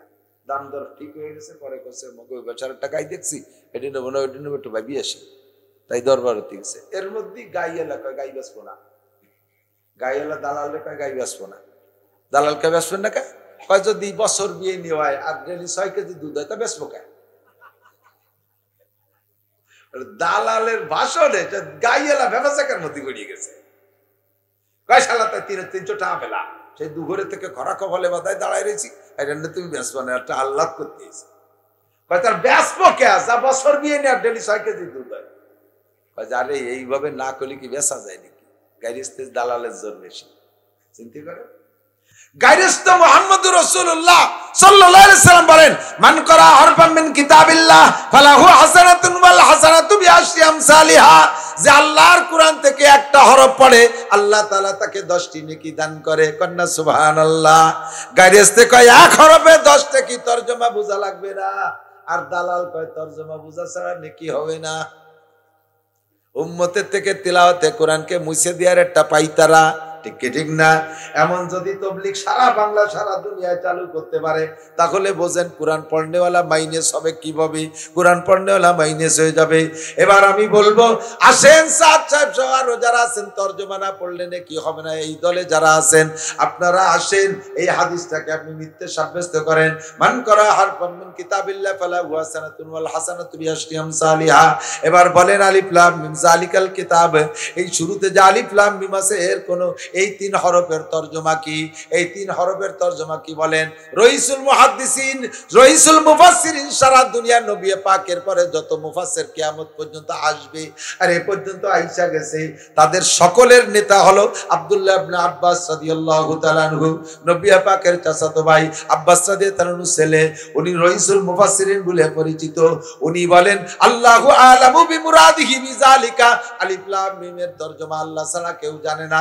অথচ এই 3টে হরফ পড়লে 90টা নাকি নবী নিজেই বলেছেন, নবী নিজেই বলেছেন 3টে হরফ পড়লে 90টা নাকি। আল্লাহ আমাদেরকে এমন কিতাব দিয়েছেন, যে কিতাব বুঝে পড়ি আর না বুঝে পড়ি তাতে নেকি আছে। কথা কোন ঠিক কি ঠিক নেই? আল্লাহু আকবার। বাকি এই হরফের তর্জমা জানবই বা কি করে? এর ইংরেজিতে কয় শর্ট হ্যান্ড। কি কয়? সূরা কলমের শুরুতে একটা শর্ট হ্যান্ড আছে, নুন, একটা অক্ষর নুন। এমনি নুন অপেশ নুন, নুন দুই পেশ নুন, নুন নুন। এই নুন মানে মাছ। যেমন আপনারা শুনেছেন জুন্নুন মিস্ত্রি, এক বুজুর্গ ছিলেন জুন্নুন, উনাকে জুন্নুন মানে জু মানে ওয়ালা, নুন মানে মাছ, মাছওয়ালা। বিভিন্ন তর্জমা বিভিন্ন ভাবে ব্যাখ্যা আছে। উনি মাছ কিনা বেচা করতেন, মাছের ব্যবসা করতেন, অথবা মাছ ধরতেন, অথবা মাছ বেশি পছন্দ করতেন, এই জন্য উনাকে মাছওয়ালা বলে। দেখছেন শ্রোতার সাইড ওর কেন ওয়াজ শোনার বয়স হয়েছে, এখানে বলছে খালি টাটু বলবে। এই যত মাহফিল কয়টা খুদকুড়ো সামনে বসে, এরাই এই আইরুবানিয়ত্তি তালে থাকে, ওকে তাহলে আমার ওয়াজের লাইন কেটে যায়। আর এমনি একটা অক্ষর নুন, এর কোনো তর্জমা নাই। এটা শুরুতে আছে নুন, এদিক তাকান, ওয়াল কলামি ওয়া মা ইয়াসতুরুন। আল্লাহ পাক নিজে কসম খেয়ে বলে, আমি কলমের কসম খেয়ে বলি। আমরা যদি কখনো কসম খাই, কার নামে খাবো? কসম আল্লাহর নাম ছাড়া অন্য কোনো কাহারো নামে কসম খাইলে শিরিক হবে। আমি আমার বাপের মাথা শুয়ে কই, ছেলের মাথা শুয়ে কই, স্বামীর মাথা শুয়ে কই, এগুলো কসমের শামিল। আমি মসজিদের গায়ে হাত দিয়ে বলি, আমি কোরআনের গায়ে হাত দিয়ে বলি, এগুলো সব শিরকি কসম, এগুলো কসম হবে না। আল্লাহ আল্লাহু আকবার। কসম হবে একমাত্র আল্লাহর নামে যদি কোনো ব্যাপারে কসম খাওয়া লাগে। আর আল্লাহ সবচেয়ে বড়, তাই তার নামে আমরা কসম খাই। আল্লাহর চাইতে বড় তো আর কেউ নাই, এই জন্য আল্লাহ কার কসম খাবে? আল্লাহ কসম খাইছে, প্রচুর কসম, কোরআন শরীফ বলে শত শত কসম আছে। এই জায়গা আল্লাহ পাক তার সৃষ্টির ভিতরে যেগুলো বড় বড় মনে করেন, তার কসম খেয়ে বলে, আল্লাহকে আমি কলমের কসম খেয়ে বলি, ওমা ইয়াসতুরুন। আর কলমে যা লেখে তাও আমার কাছে খুব দামি। এই লিখিত কলমের লেখা বস্তুর উপরে কসম খেয়ে বলি, নুন ওয়াল কলামি ওমা ইয়াসতুরুন। কি কসম খেয়ে কি বলে? নবী পাককে সান্ত্বনা দেয়। ওলীদ ইবনে মুগীরা আপনারে পাগল মাতাল মস্তান বলে, ও নবী আপনি শান্ত থাকেন। নুন ওয়াল কলামি ওমা ইয়াসতুরুন, মা আনতা বিনিমাতি রাব্বিকা বিমাজনুন। আপনি আপনার রবের নিয়ামত, আপনি পাগল না। কন্যা সুবহানাল্লাহ। নবী পাগল না, সার্টিফিকেট কে দিলেন? মা আনতা বিনিমাতি রাব্বিকা বিমাজনুন ওয়া ইন্না লাকা লাআজরান গায়রা মামনুন। যে যা বলুক কিছু আসে যায় না, আপনার জন্য রয়েছে অপরিমাণ অপরিসীম নিয়ামত আপনার রবের পক্ষ থেকে। ওয়া ইন্নাকা লাআলা খুলুকিন আযীম। আল্লাহু আকবার। এ যুবক পিছনে বল আল্লাহু আকবার। আল্লাহ পাক বলেন, ওয়া ইন্নাকা লাআলা খুলুকিন আযীম। আপনি হলেন সর্বোত্তম চরিত্রের অধিকারী। একটু চরিত্র শিখে নাও। আজকে আমি এখানে চরিত্র, নবীওয়ালা চরিত্রের আলোচনা করব। নবী পাকের চরিত্র সর্বশ্রেষ্ঠ, এর মধ্যে সন্দেহ আছে? কথা বলেন। আমাদের বাংলাদেশে যত রাজনৈতিক নেতা আছে, আমি যত ভালোবাসি আর যত মাথার জনকে জানি, সমস্ত নেতাদের সারা জীবনের চরিত্র এক পাল্লায় রাখবেন। শুধু বাংলাদেশি না, সারা পৃথিবীর সমস্ত নেতাদের চরিত্র এক পাল্লায় রাখবেন। আর আমার নবীর জীবনের মাত্র একদিনের চরিত্র এক পাল্লায় রাখা হবে। কার পাল্লা ভারী হবে? নবী পাকের চরিত্রের পাল্লার ওজন বেশি হবে। কথা কোন ঠিক কি ঠিক না? এ ব্যাপারে কি আপনারা একমত? এ ব্যাপারে আপনারা একমত? এ ব্যাপারে আপনারা বিশ্বাসী? কিয়ামতে নবী পাকের সাথে জান্নাতে যাবেন, কোনো সন্দেহ নাই। বলেন আলহামদুলিল্লাহ। আমরা এই ইয়াকিন রাখবো, এই বিশ্বাসে বিশ্বাস স্থাপন করে। দেখছেন শ্রোতা কি হচ্ছে?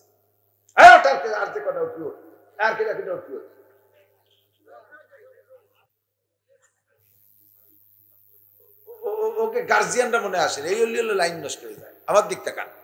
ওয়া ইন্নাকা লাআলা খুলুকিন আযীম। আমার নবীর চরিত্র সবচাইতে মন্দ না ভালো? ভালো বলে সার্টিফিকেট দিয়েছেন আল্লাহ। ভারতের কোন নোমো যদি আমার নবীর চরিত্রের সমালোচনা করে, বাংলাদেশের কোন কুলাঙ্গার যদি সমালোচনা করে, তাহলে কিছু আসে যায়? তবে আসে যাবে না কেন?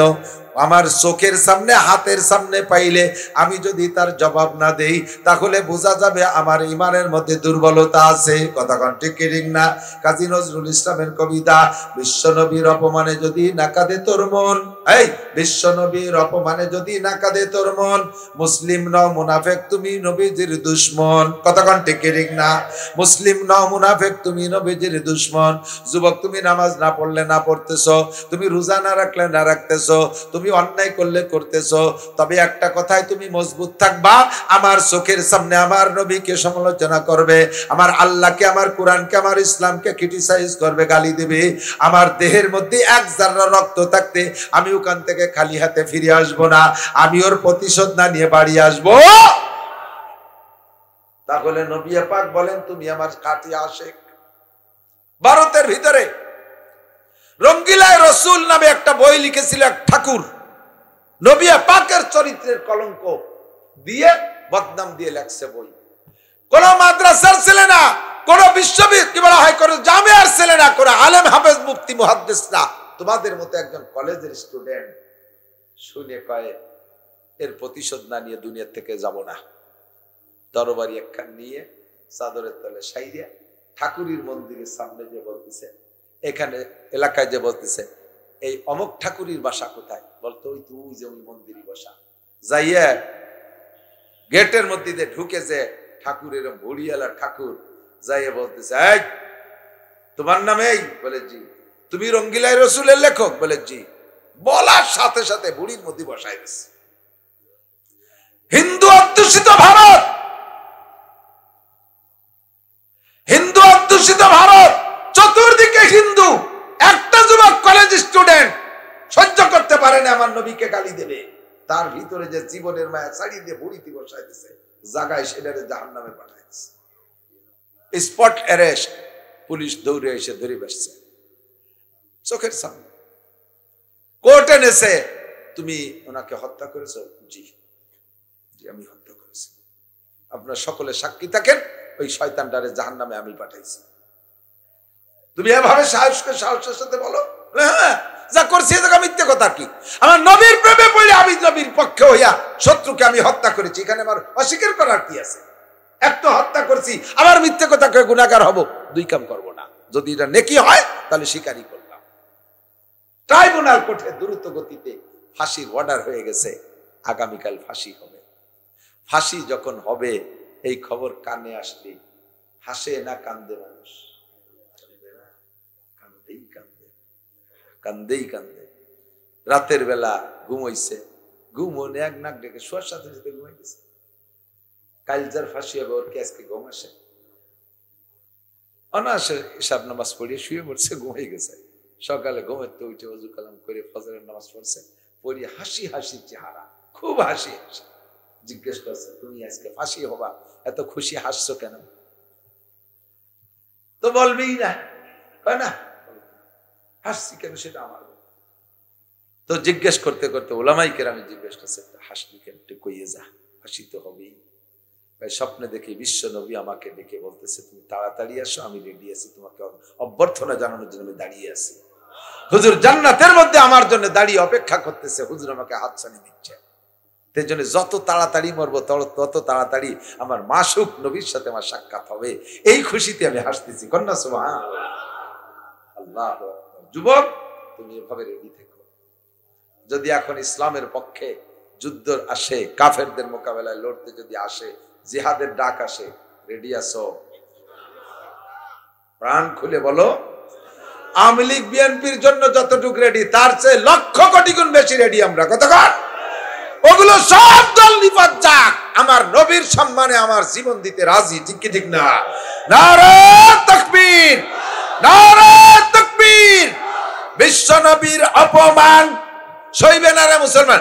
বিশ্ব নবীর অপমান, বিশ্ব নবীর শত্রুরা, ইহুদিদের দালালরা, নেতানিয়াহুর চালারা, নারে তাকবীর।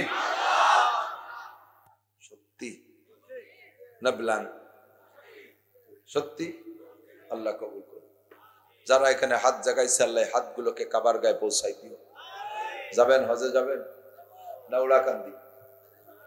হজে, দুর্গা পূজা, কালী পূজা, সরস্বতী পূজা, লক্ষ্মী পূজা, আজকে রাত্রে যারা 31st নাইট আমলে যাবে সবগুলো হজের খাতাতে নাম কাটা। এখানের থেকে যাইয়া শুয়ে পড়বা, আরামসে ফজরের নামাজ পড়বা। আল্লাহ পাক আমি যে দোয়া করছি আজকে রাত্রে দোয়া কবুল হওয়ার একটা নাই, কারণ সবাই নোংরামি করতেছে, সব জায়গা থেকে নফসকে টাইট করে দমন করে আইসা আল্লাহ দিনের জন্য বসে আসো। তোমরা আজকে মর্দে মুজাহিদ, যুবকরা মর্দে মুজাহিদ, বুড়োরা তো কোনো দিক যায় না, বুড়োরা তো বুড়ো হয়ে গেছে। যুবক তোমরা যাদের যাওয়ার বয়স আছে, তোমরা গোপালগঞ্জ গেলে না, বিভিন্ন জায়গায় গেলে না, খ্রিস্টানদের ওখানে গেলে না। আজকে 31st নাইট, কালকে 1 জানুয়ারি, তারিখটা গণনা শুরু হয়েছে কোন জায়গা থেকে জানো? তারিখটা গণনা শুরু হয়েছে হযরত ঈসা আলাইহিস সালাতু ওয়াস শুলি চড়াইছিল বলে দাবি করে সেই দিনের থেকে। তো একজন জলিলুল কদর রসুলকে শুলি চড়াইয়া সেই সুবাদে আনন্দ করে সেখান থেকে যেই সাল গণনা শুরু হলো, ওই সালটা কি মুসলমানদের বিপক্ষে, পক্ষে না বিপক্ষে? পক্ষে না বিপক্ষে? তাহলে জীবনও কোনোদিন, শুধু আজকে না, কোনদিনও 1 জানুয়ারিকে আমি স্বাগতম জানাইতে পারি? এটা নবী রাসূলদের শত্রু, ইহুদিরা নবী রাসূলদের শত্রু। জলিলুল কদর রসুল ঈসা আলাইহিস সালামকে শুলি চড়াইয়া সেই থেকে সাল গণনা করে 2024 সাল শেষ হলো, 25 সালে পা দিচ্ছে। তাই খ্রিস্টানরা নাচন গান আনন্দ ফুর্তি করতে পারে, কোনো মুসলমানের সন্তান করতে পারে না। যদি কোনো মুসলমানের সন্তান এই কাজে যায়, তাহলে বোঝা যাবে তার জন্মের মধ্যে কোনো না কোনো সমস্যা আছে, পশ্চিমে ভেজাল আছে, পশ্চিমে মিক্সার আছে। কিভাবে মিক্সার তা তো বলা লাগে না, তারপরও বলা যায়। এই যে যেমন আমাকে দেশি গাইর পেটে জার্সি বাছুর হয় না, এরকম ভেজাল ভেজাল হয় আর কি, ওই অন্য কায়দায় হয় আর কি, সেইভাবে এরকম কোন ঝামেলা আছে? আর কি কব, বাংলা নাই। আর জীবনেও কোনদিন 1 জানুয়ারিকে স্বাগতম জানাবো? ঠিক 1 বৈশাখে পান্থাই লিশ দিয়ে বৈশাখরে বরণ করব না। ততক্ষণ আমরা মুহররমকে বরণ করব, কারণ মুহররম আল্লাহর হিসাব। মুহররম কার হিসাব? মুহররম আল্লাহর হিসাব। নবী পাক বলেছেন, এ যুবক মনে রাখিস, ভুলে যাস না, কবে আর ফিরে আসি না। আল্লাহর রাসূল বলেন, মান ওয়াসা আলা ইয়ালিহি ফিন নাফকাতি ইয়াউমা আশুরা ওয়াসাল্লাহু আলাইহি সাইরা সানাতিহি।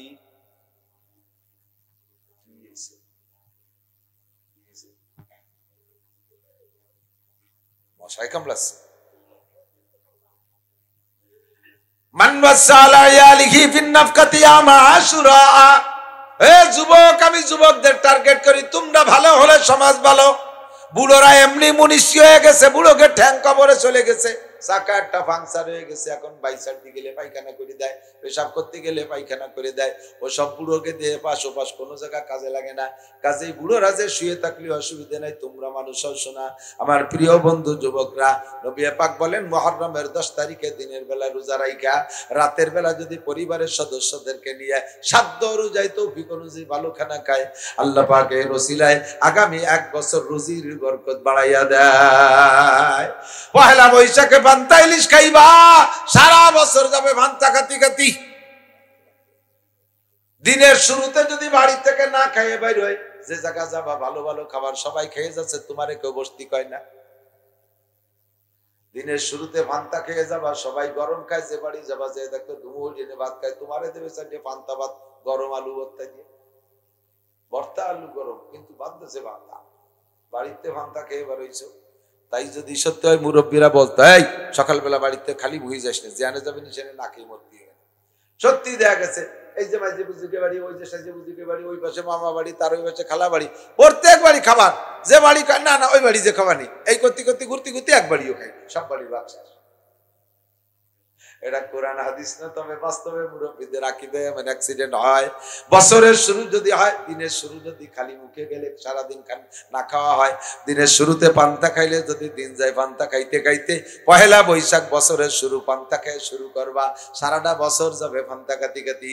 ইরিদান পানিতে তলায় যাবে, বড়দান পানিতে তলায় যাবে, আউশ দান পানিতে তলায় যাবে, ধানই পান্তা হয়ে যাবে, খাই সাথে পারবি না, আল্লাহ বাসালিয়ে না খাইয়ে মরতে হবে। কাজেই আমরা ওই নোংরামি করবো না। ওর নাম দিয়েছে মঙ্গল শোভাযাত্রা। এই মঙ্গল শোভাযাত্রা কোনো মুসলমানের বাচ্চার হতে পারে না। মঙ্গল শোভাযাত্রা ঢাক ঢোল থালা বাসন কুলো হাড়ি বাতিল মাইটিয়ে লাস্টে যে সামনে একটা ভুতুম পেশা নিয়ে গিয়ে চলে গেছে, যেই ভুতুম পেশা, ভুতুমি ছবি না, ভুতুমির ছবি বলে মঙ্গল শোভাযাত্রা। অথচ ওই ভুতুম পাখি রাতে বাড়ির পাশে গাছে কুক কুক করে ডাকলি, কয় কি যেন রোগ ব্যাধি হবে না, যার ডাকের মধ্যে রোগ ব্যাধি সে আবার মঙ্গল শোভাযাত্রার আমির হয়। কি মঙ্গল শোভাযাত্রার রাহবার হয়েছে ভুতুম পেশা। মানে কি যে কব আমার রাখছে। মুসলমান অনুকরণে পাকা, কিন্তু যেখানে অনুকরণ দরকার সে জায়গা করবে না, অনুকরণ করবে যে ঠাকুরকে সাথে, অমুসলমানের সাথে অনুকরণ করবে। এই জন্য নবী ১৫০০ বছর আগে বলেছে, যুবক মনে রাখ, ১৫০০ বছর আগে নবী ভবিষ্যৎবাণী দিয়েছে, আমার উম্মত অনুকরণ করার কথা ছিল। আল্লাহ বলেছেন আল্লাহর হুকুম, নবী পাকের কাজ ও কর্মের অনুসরণ আর অনুকরণ, আর তোমাদের মধ্যে যারা উলামায়ে কেরাম বড়রা আছে, পীর মাশায়েখ, তাদের অনুসরণ করবা। এইটা ছিল তোমাদের উপরে অর্ডার। কিন্তু আমার উম্মত অনুসরণের দিক থেকে স্টার্টিং ঘুরাইয়া বাম দিক নিয়ে যে অনুকরণ করবে, খ্রিস্টান, ইহুদ, নাসারা, কাফের, মুশরিকদের অনুকরণ করবে। করতে করতে করতে করতে এত নিচে নেমে যাবে উম্মত, এত নিচে নেমে যাবে আমার উম্মত, মুসলমান উম্মত, অমুসলমানের অনুকরণ তাদের এত ভালো লাগবে। যদি দেখে কোনো মুসলমান খ্রিস্টানের বাচ্চা, সে তার মাকে নিয়ে রাস্তায় ধর্ষণ করতেছে, মায়ের সাথে জেনা করতেছে, মুসলমানের সন্তানও মনে করবে এর মধ্যে ক্রেডিট আছে, সেও তার মাকে নিয়ে রাস্তায় চলে যাবে। এত নিচে নেমে যাবে মুসলমান।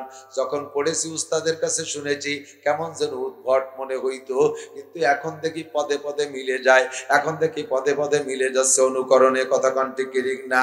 আরে মেসি যেমন দাড়ি রাখে, মুসলমানের বাচ্চা সেই রকম দাড়ি রাখে। নেইমার যেমন দাড়ি রাখে, মুসলমানের বাচ্চা সেই রকম দাড়ি রাখে। চলচ্চিত্রের মুসলমান ইন্ডিয়ান নায়ক নায়িকারা যেভাবে চুল কাটায়, আমার দেশের যুবকরা সেইভাবে কাটায়। আরে পশ্চিমে খ্রিস্টানের বাচ্চারা যেমন টাইট পাছা বেরোনো প্যান্ট পরে, আমার মুসলমানের সন্তানগুলো সেইভাবে পরে। হিন্দুর মেয়েরা কপালে টিপ নেয়, মুসলমানের মেয়ে কপালে টিপ নেয়। হিন্দুর মেয়ের গায়ে বোরকা নাই, মাথায় বোরকা নাই, মুসলমানের মেয়ের বোরকা নাই। হিন্দুর ছেলে নামাজ পড়ে না, মুসলমানের ছেলে নামাজ পড়ে না। হিন্দুর মুখে দাড়ি নাই, খ্রিস্টানের মুখে দাড়ি নাই, মুসলমানের মুখে দাড়ি নাই। আরে মুসলমানরা সুদ ঘুষ খায়, মুসলমানও সুদ ঘুষ খায়। মুসলমানরা হালাল হারাম বাছা গোটা নাই, যা পায় তাই খেলে তাই খায়, মুসলমানও তাই করে। হুজুর বলেন, আমি যা বলেছি ভবিষ্যৎবাণী দেখো মেলে কি মেলে না।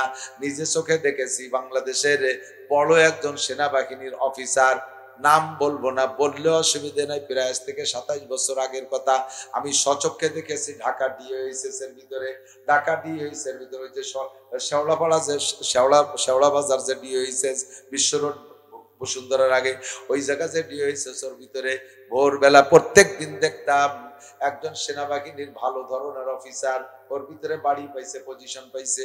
অফিসার বাপ হাফ প্যান্ট পরা, গায়ে কিছু নাই, শুধু একটা হাফ প্যান্ট পরা, গরমকালে দিন। আর তার যুবতী মেয়ে 15 থেকে 16 বছর বয়স হবে, এই মেয়েটাও হাফ প্যান্ট পরা, মেয়ের গায়ে একটা টেপ গায়ে।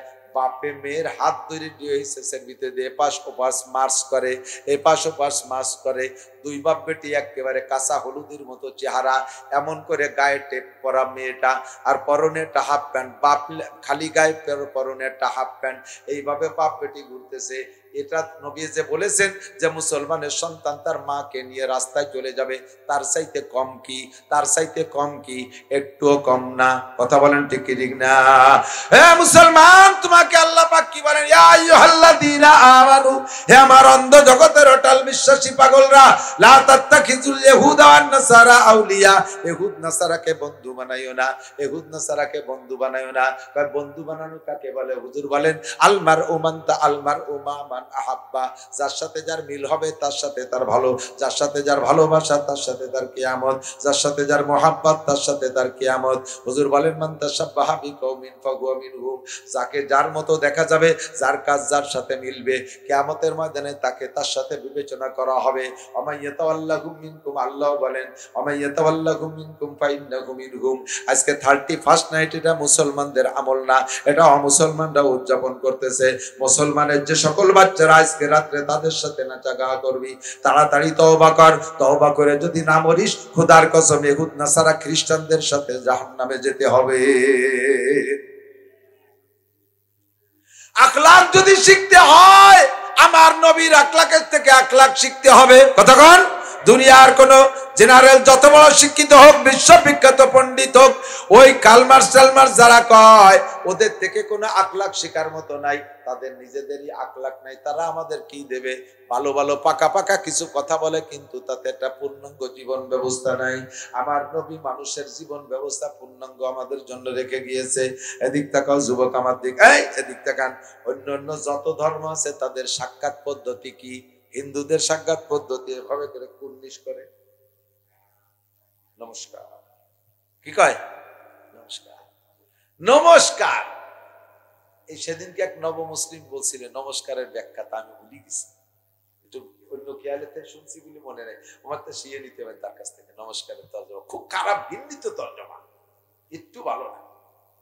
মুসলমানের নবীর শিক্ষা দিয়েছে কি বলেন? সাক্ষাতের ভাষা কি? আসসালামু আলাইকুম রাহমাতুল্লাহ। শুনতেও কত মজা লাগে, শুনতেও মজা লাগে, ঠিক না? বহুত হিন্দুরা শিখে ফেলেছে, আমাদের পাশে যারা থাকে হিন্দু ভাইরা, এরা অনেকটা মুসলমানদের কথা তারাও খুব সুন্দর করে সালাম দেয়। আসসালামু আলাইকুম রাহমাতুল্লাহ, তোমার উপরে আল্লাহর পক্ষ থেকে শান্তি, রহমত, বরকত নাজিল হোক।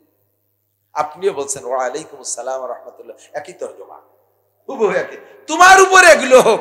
কত সুন্দর একটা সাক্ষাৎ। শিক্ষা দিয়েছে কে? Darwin, Chalmers.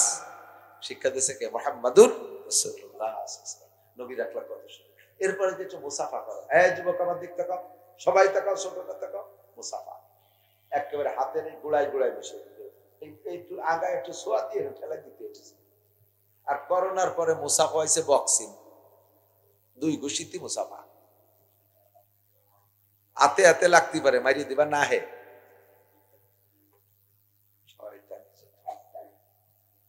করোনারে সোয়াইছে মনে করছে যারা মরছেও তারা, কতক্ষণ আমরা হুজুররা একটু মনে করিনি।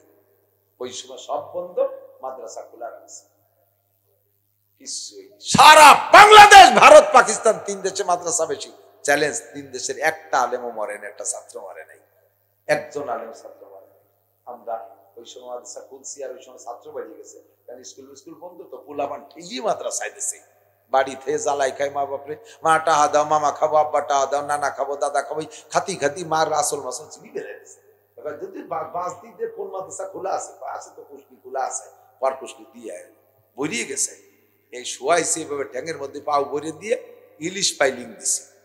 জাগাত কমতো, একটা নাহের নিঃশেষ বার হইয়ে করোনা সহ আর একটা নাক দিয়ে বাঁচাই বার হয়ে গেছে, তবু মরিনি। যে কটা ভয় পাইছে ওই কটা মরছে, ঠিক না? আল্লাহু আকবার। আমরা মুসাফা করবো হাতে, একেবারে হাতের গোড়ায় সুন্দর। যুবক আমার দিক, ভদ্রতার সাথে শোনা, ভদ্রতার শেখো। এ তো নবীর আকলাক শিখানোর জন্য বলছি। আমরা যখন আসছি, এই যে আজকে আসছি, আমি রাগ করছি, কেউ কেউ আমার পাশে থেকে রাগ হয়ে গেছে, আমার মিজাজ খুব খারাপ হয়ে গেছে। আসার সময় শ্রীকুল রাস্তায় এক জায়গায় ঢুকছি, চলতে বলছে নতুন গাড়ি। আমি তো গরিব মানুষের বলে অনেক কষ্ট করে গাড়ি কিনছি। এই গতকাল গেল গাড়ির টাকা শোধ দিছি 46 লাখ টাকা, 27,000 টাকা। এ কামাইতে আমার চাল উড়িয়ে গেছে। ওর গায়ে একটু দাগ লাগলে আমার এখানে কাটিয়ে ফেলানোর চাইতে কষ্ট পাই। গাড়ি জায়গায় শুনিয়ে দেন কিরকম লাগে। বড়ের কাটা কুলসিতে ঘষা লাগছে, আমার সাল চামড়া চুলিয়ে গেছে। গাড়ির গায়ে ঘষা লাগছে, আমার কলজে চুলিয়ে গেছে। এই জায়গা আসলেই পোলাপান ধরে দরজা ধরে টান দিচ্ছে, ভিতরে লক করো, তুই দরজা ধরে টান দিলি তো আমার হ্যান্ডেলটা ছিঁড়ে যেত, আগের গাড়ির হ্যান্ডেল ছিঁড়ে ফেলেছে। তোমার তো এই দায়িত্ব দিইনি, তুমি কেন আমার গাড়ির দরজা টানবা? তুমি আমার খেদমত করতে যে মোহাব্বত, খেদমতের সিস্টেম বুঝতে হবে। আমি গাড়ি কিনছি, আমি গাড়িতে উঠা শিখছি, গাড়ি বসা শিখছি, দরজা খোলা শিখছি, আটকানো শিখছি, এ দায়িত্ব তোমার না। আমি আর এক জায়গায় মাহফিল করে এখানে ধরেন আসছি, গরমকাল, সেখানে গাড়ি টাইমে ভিজে গেছি। নিজের গাড়ি বাড়ির মতো, আমার গাড়ির মধ্যে কেউ নেই, আমি একা জামাটা খুলে বসে দিয়েছি। আমি খালি গায়ে বসা, এখানে আসবো, গন্তব্যে পৌঁছানোর পরে আমি দরকার রেডি হবো, হয়তো উঠিয়ে ঘুমিয়ে গেছে। সেই অবস্থায় আইসি, ড্রাইভার এসে হুজুর ওঠেন, মাহফিলে চলে আসছি। আমি তো আমার খালি গায়ে, চট করে তুমি টাইম দিয়ে খুলে ফেললে, দেখলে যে হুজুর কিসের মতো উঠে গেছে। সেখানে ছোট বড় সবাই মনে রাখবেন, জীবনও কোনোদিন কাহারও গাড়ির দরজা খুলে খেদমত করবেন না। একথাটা মনে থাকবে তো ইনশাআল্লাহ। ভদ্রতার সাথে দরজা খুলিয়ে বেরোয় পারি নেই, মুসাফার জন্য পাগল হয়ে গেছে। আমি দাঁড়াতে পারতেছি না, মুসাফার টালায় জ্বালায় ঠ্যাং চলে যাচ্ছে গাড়ির থেকে। মুসাফার আগে জায়গা ক্লিয়ার করে দেন, আমি নামই সুন্দর করে সাক্ষাৎ আসসালামু আলাইকুম, ভদ্রতার সাথে সালামের শুরু হতে হবে সুন্দর ভদ্রতার সাথে, আসসালামু আলাইকুম রাহমাতুল্লাহ, কেমন আছেন হুজুর, কাকা কেমন আছেন, ভাই কেমন আছেন, এভাবে সালাম দিয়েছে। আমার হুজুর কোন চাইছেন, আমাদের বেটা আমার, এরকম কন্তর সালাম, এরকম কন্তর সাক্ষাৎ, এটা আদবের খেলাম কথা কন। সালাম করে হাতটা ধরে মুসাফা হালকা হালকা একটু জাকি দিয়ে দুইজনের হাতে হাতে, এই বড়দের সাথে এক হাতে মুসাফা করলেও মুসাফা হবে, তবে বড়দের সাথে যদি ছোটরা হাত দাও দুই হাত দেবা, এক হাত দিয়ে হাত দেবা, আদবের খেলাম। হ্যাঁ সমস্যা কি, এক হাত দিয়ে দিলে হবে, মুরব্বীদের সাথে দুই হাত ছাড়া মুসাফা করবে, দুই হাত দিয়ে হালকা জাকি, আর জাকিটা হালকা তাও মাফি জুবে দিতে হবে। আমার মতো সুন্দর সান্ডা মানুষ, তুমি তো 7 ফুট লম্বা, গায়ে একেবারে উস্পহলনের মতো শক্তি, হাতটা ধরে দেখিয়ে দিয়েছে, গুড়াইতে গুলিয়ে গেছে মুসাফা। তোমার তৈরি মুসাফা করতে গেলে আমার নবী শিখাই দিয়েছে সব। হুজুরের হাত সাহাবায়ে কিরাম হাত দিতেন, মনে হতো যেন তুলার মধ্যে হাত দিচ্ছে, নরম ভাবে। এগুলো নবীর আখলাক। কার আখলাক? লাকাদ কানা লাকুম ফি রাসূলিল্লাহি উসওয়াতুন হাসানা। নবী পাকের আখলাক সর্বশ্রেষ্ঠ আখলাক। এখান থেকে আখলাক শিখবো আমার দিক। এরপরে যদি মুআনাকা করতে চান তাও বুঝতে হবে আমরা এত পরিশ্রমের পরে দল ধরে মুসাফায় আসবেন, আমি করার জন্য প্রস্তুত, আমার দিকে দিক, আমি মুসাফা করার জন্য প্রস্তুত। অনেক বক্তা আছে মুসাফা করবেই না, আত্রে পিছনে বাঁধিয়ে, অথবা আতু সৈরিও যায় আমি দেখছি, অথবা দুইজনের হাত এইভাবে ধরিয়ে যায় যাতে কেউ মুসাফা করে, অথবা পকেটের মধ্যে হাত ঢুকে দিয়েছে। আমার সদস্য হুজুর রহমতুল্লাহ আলাইহির একটা কিসসা শোনাই। আলী হুসেন শাহ হুজুর রহমতুল্লাহ, নাম শুনছেন না? আমাদের মাঠে তো আসছে হুজুর আলী হুসেন শাহ হুজুর রহমতুল্লাহ আলাইহি। বললেন উনি তখন তফসিরে জালালাইন পড়ে লালবাগ মাদ্রাসা। সদস্য হুজুর রহমতুল্লাহ আলাইহির সাথে নোয়াখালী এক জায়গায় মাহফিলি গেছে। তো হুজুর তো পুরো অসুস্থ, হুজুর বলতেছে যায় আলী হুসেন তুই ওয়াজ করতে পারিস? উনি কয় যে আমি তো ওয়াজের লোভী, চাইতেছি যে বুড়ো খালি হুকুম দিলে চালিয়ে দেবো। তা আমারে কইছে আপনি যদি দোয়া করেন পারবানি। যাইয়ে 2 ঘন্টা ওয়াজ করছি, মানুষ মজে গেছে ওয়াজে, এখন আমার একটা গ্রহণযোগ্যতা আছে ইত্যাদি ইত্যাদি করতে। এরপরে হুজুর আসছেন, সিরেফ দোয়া করবেন, বয়ানে পেট ভরে গেছে। হুজুর আইসা দোয়া করে নামে যাচ্ছে। নামার সময় লোকজন দলে দলে মুসাফা করতে আসতেছে। তখন আলী হোসেন সাহেব দেখলেন যে বুড়ো মানুষের সাথে 10,000 মানুষ মুসাফা করলে তো মুসাফাই মরে যাবে। উনি ওই জায়গাতে কেন মুসাফা করতে আসতে পারবে না, হুজুর অসুস্থ। হুজুর কয় এতক্ষণ দেখতে নরম নরম, আমি জানি মুসাফা ঠেকাতে গেছি, বুড়ো সেই সময় বাঘ হয়ে গেছে। হ্যাঁ তুই কে, তুই মুসাফা ঠেকাইছ কেন? মুসাফা বন্ধ করে, মুসাফা সুন্দর একটা সুন্দরকে বাধা দিলি তুই।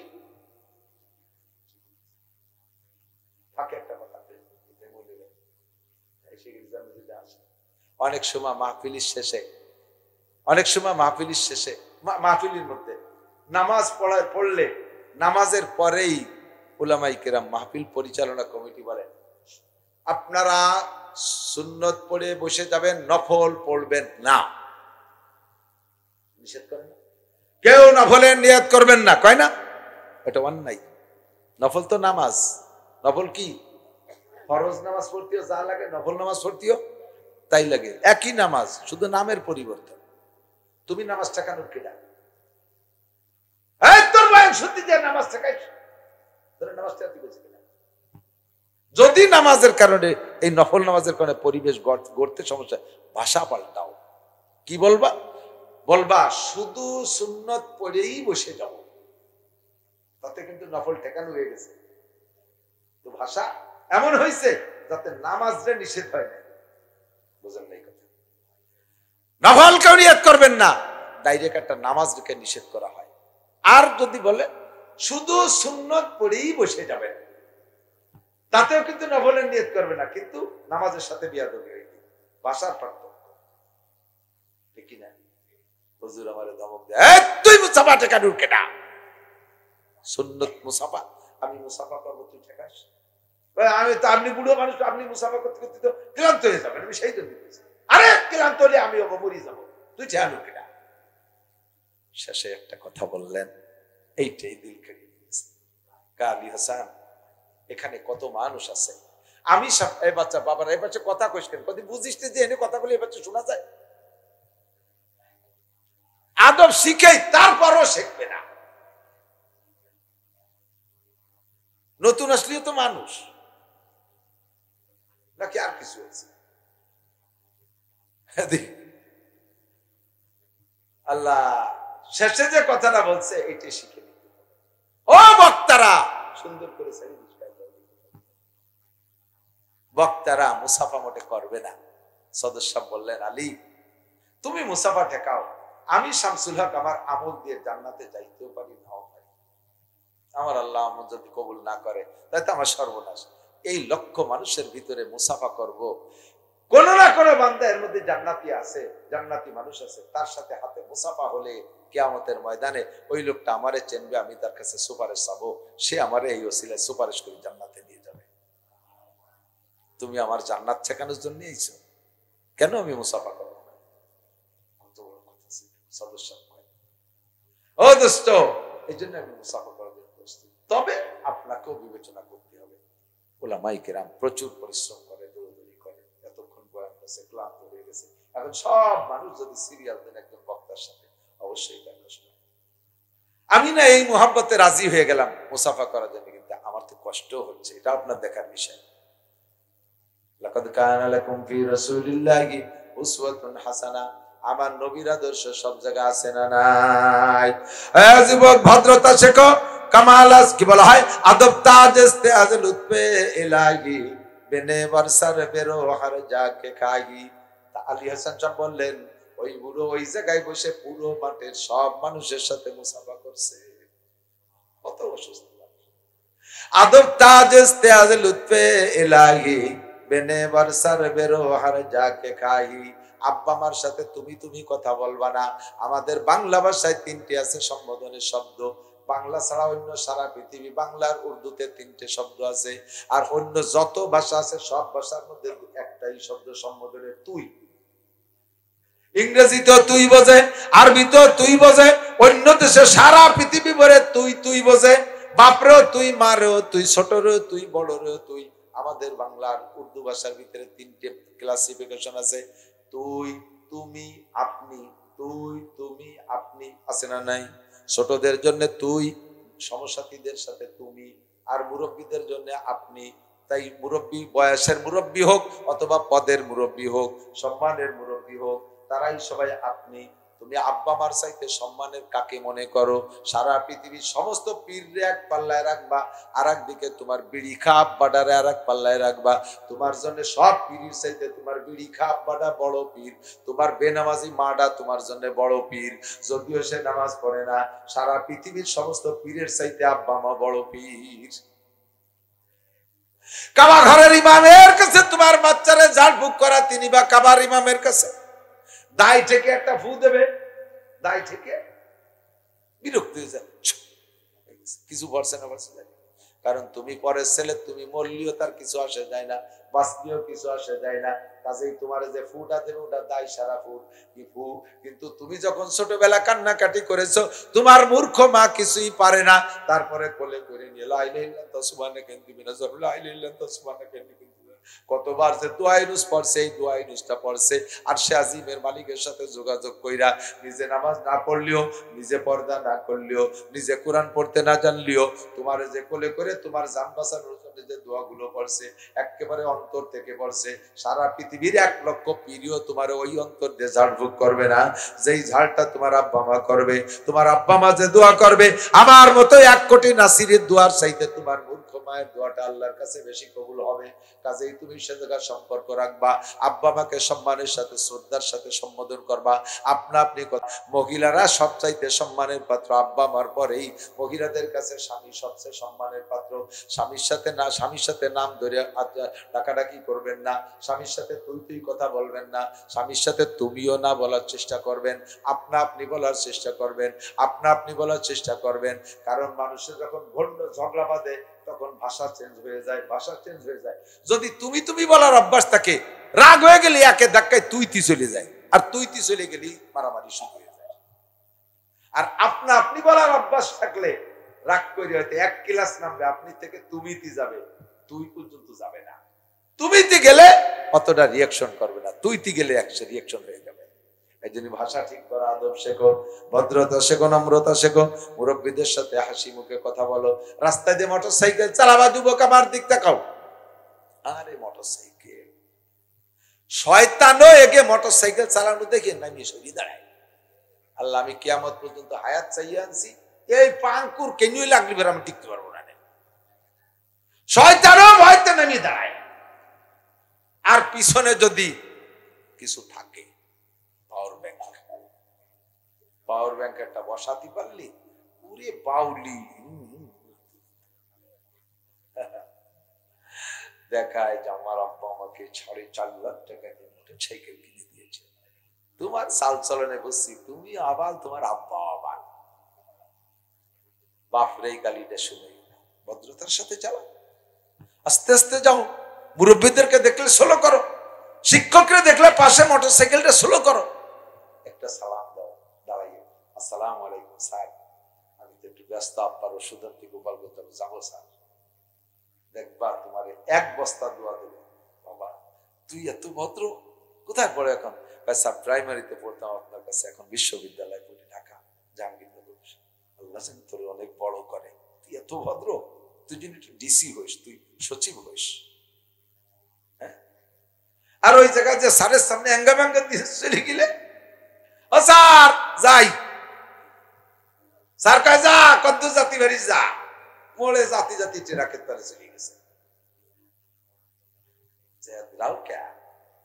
কত দেখলাম রাতভর, তো আমি তো বছরে 8 মাস তো রাস্তায় থাকি, কত তোমার মতো পাঙ্কুর ঠ্যাং ধরে রাস্তার নিচে তুইছি, যে মোটর সাইকেল নিয়ে পড়িয়ে গেছে, ট্রাকে মারিয়ে দিয়ে চলে গেছে, সে তো দাঁড়াবে না। আর তুমি ফিরে ট্রাক আসলে তো তুমি রোডের সাথে কুত্তোর সাথে মিশে যাবা। কাজী বানার সাথে সরাই তুইছি, নিয়ে কোনো মতো জানাজাটা উঠতে পারে, পড়িস না, বেঁচে থাক। তোরা বেঁচে থাকলে দেশের সন্তান, নেক সন্তান হবি, কোনো না কোনো কাজে আসবে। এভাবে পথে পড়িস না, একটু ভদ্রতার সাথে মোটর সাইকেল চালাও, মুরব্বীদের দেখে শুনে চালাও, আলেমুল আমাকে শ্রদ্ধা করো, সম্মান করো, দিনের কাজে শরীক থাকো, ধর্মের সাথে বেয়াদবি করো না। নবী পাকের শিক্ষা, লাকাদ কানা লাকুম ফি রাসূলিল্লাহি উসওয়াতুন হাসানাহ। আল্লাহ পাক বলেছেন ওয়া ইন্নাকা আলা খুলুকিন আযীম, লাকাদ কানা লাকুম ফি রাসূলিল্লাহি উসওয়াতুন হাসানাহ। আল্লাহ পাক বলেন তোমাদের জীবন গড়ার জন্য সবচেয়ে উত্তম আদর্শ কোথাও খুঁজে পাবা না। যার নামই বলো, যে নেতার নামই বলো, পূর্ণাঙ্গ আদর্শ কাহার মধ্যে পাবা না। আমরা গোপালগঞ্জের মানুষ বঙ্গবন্ধু শেখ মুজিবুর রহমানকে ভালোবাসি, আমাদের নেত্রী জননেত্রী শেখ হাসিনাকে ভালোবাসি, কিন্তু ইন্দ্রা দুইজনে বেসতে যাইতে হলে ওই নবীর আদর্শ মতো জাতি হবে। তাহলে আমাকে এই জায়গায় ডাল ভলসির সাথে যোগাযোগ করে লাভ আছে নাকি? আমরা গুড়ার সাথে যোগাযোগ করি, রসুলের সাথে আদর্শ, রসুলের আদর্শ নেই এ মাথার। যারা আমার সাথে বিপদে পড়ে যাবে, যারা ওই নবীর আদর্শ ছাড়া বেসতে যেতে পারবে না, আমি তার আদর্শে কি লাভ হবে? আমি নবীর আদর্শ মানি, ঠিক না? আমার রাজনীতি যতক্ষণ পর্যন্ত নবী পাকের আদর্শ থেকে বাহিরে মানে ভিতরে থাকবে, ততক্ষণ নবীর আদর্শের সাথে মিল থাকবে, অতক্ষণ পর্যন্ত আমি রাজনীতির এই দল করব।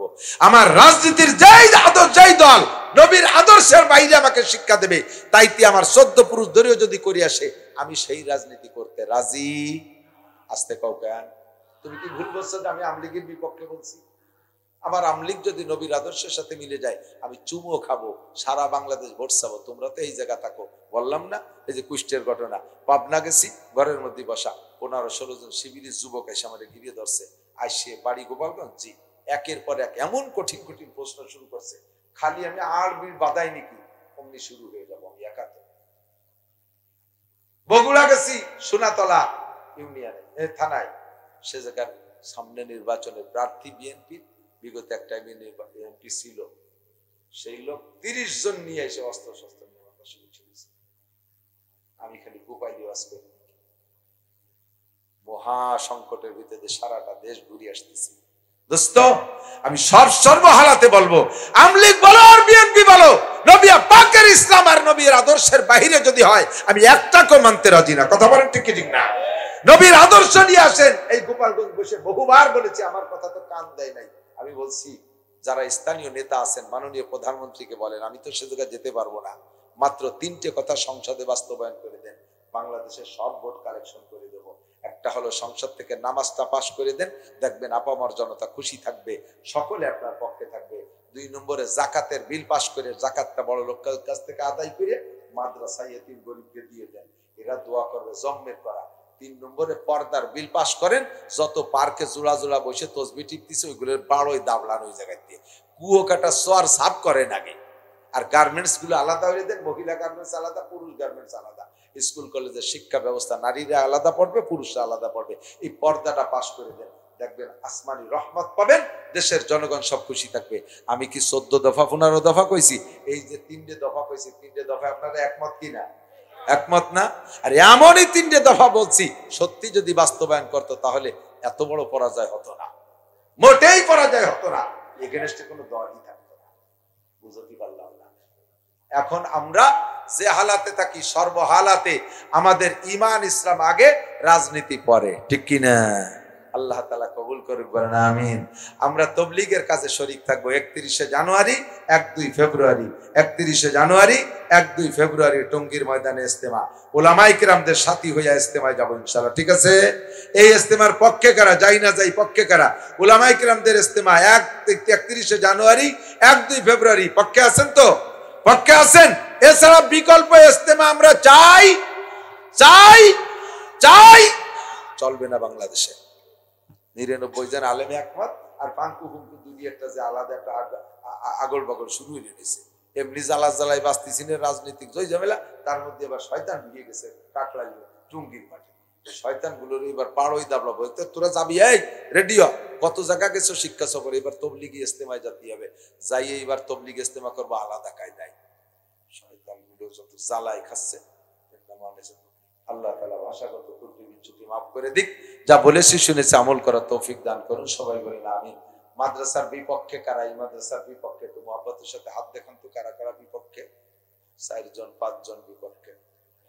ওই বুড়ো দিয়ে উঁচু ওই রেই রয়েছে আমার সাথে, আরো উঁচু আছে, টান টান করে দিচ্ছে, বুঝলি বললি তো নামাই ফেলবে, তা টের পাচ্ছে না যে কি জন্য উঁচু আছে, ঘুম ছিল মনে হয়, ঘুমাইছিল হঠাৎ। হ্যাঁ, বিপক্ষের লোক আমি বাছাই করে ফেলতে পারি অল্পক্ষণের ভিতরে। দোয়ার আগে যারা উঠে আটা দেবে ওই কয়জন বোঝা যাবে মাদ্রাসার বিপক্ষের, শত্রুতাই করে চলে যাচ্ছে।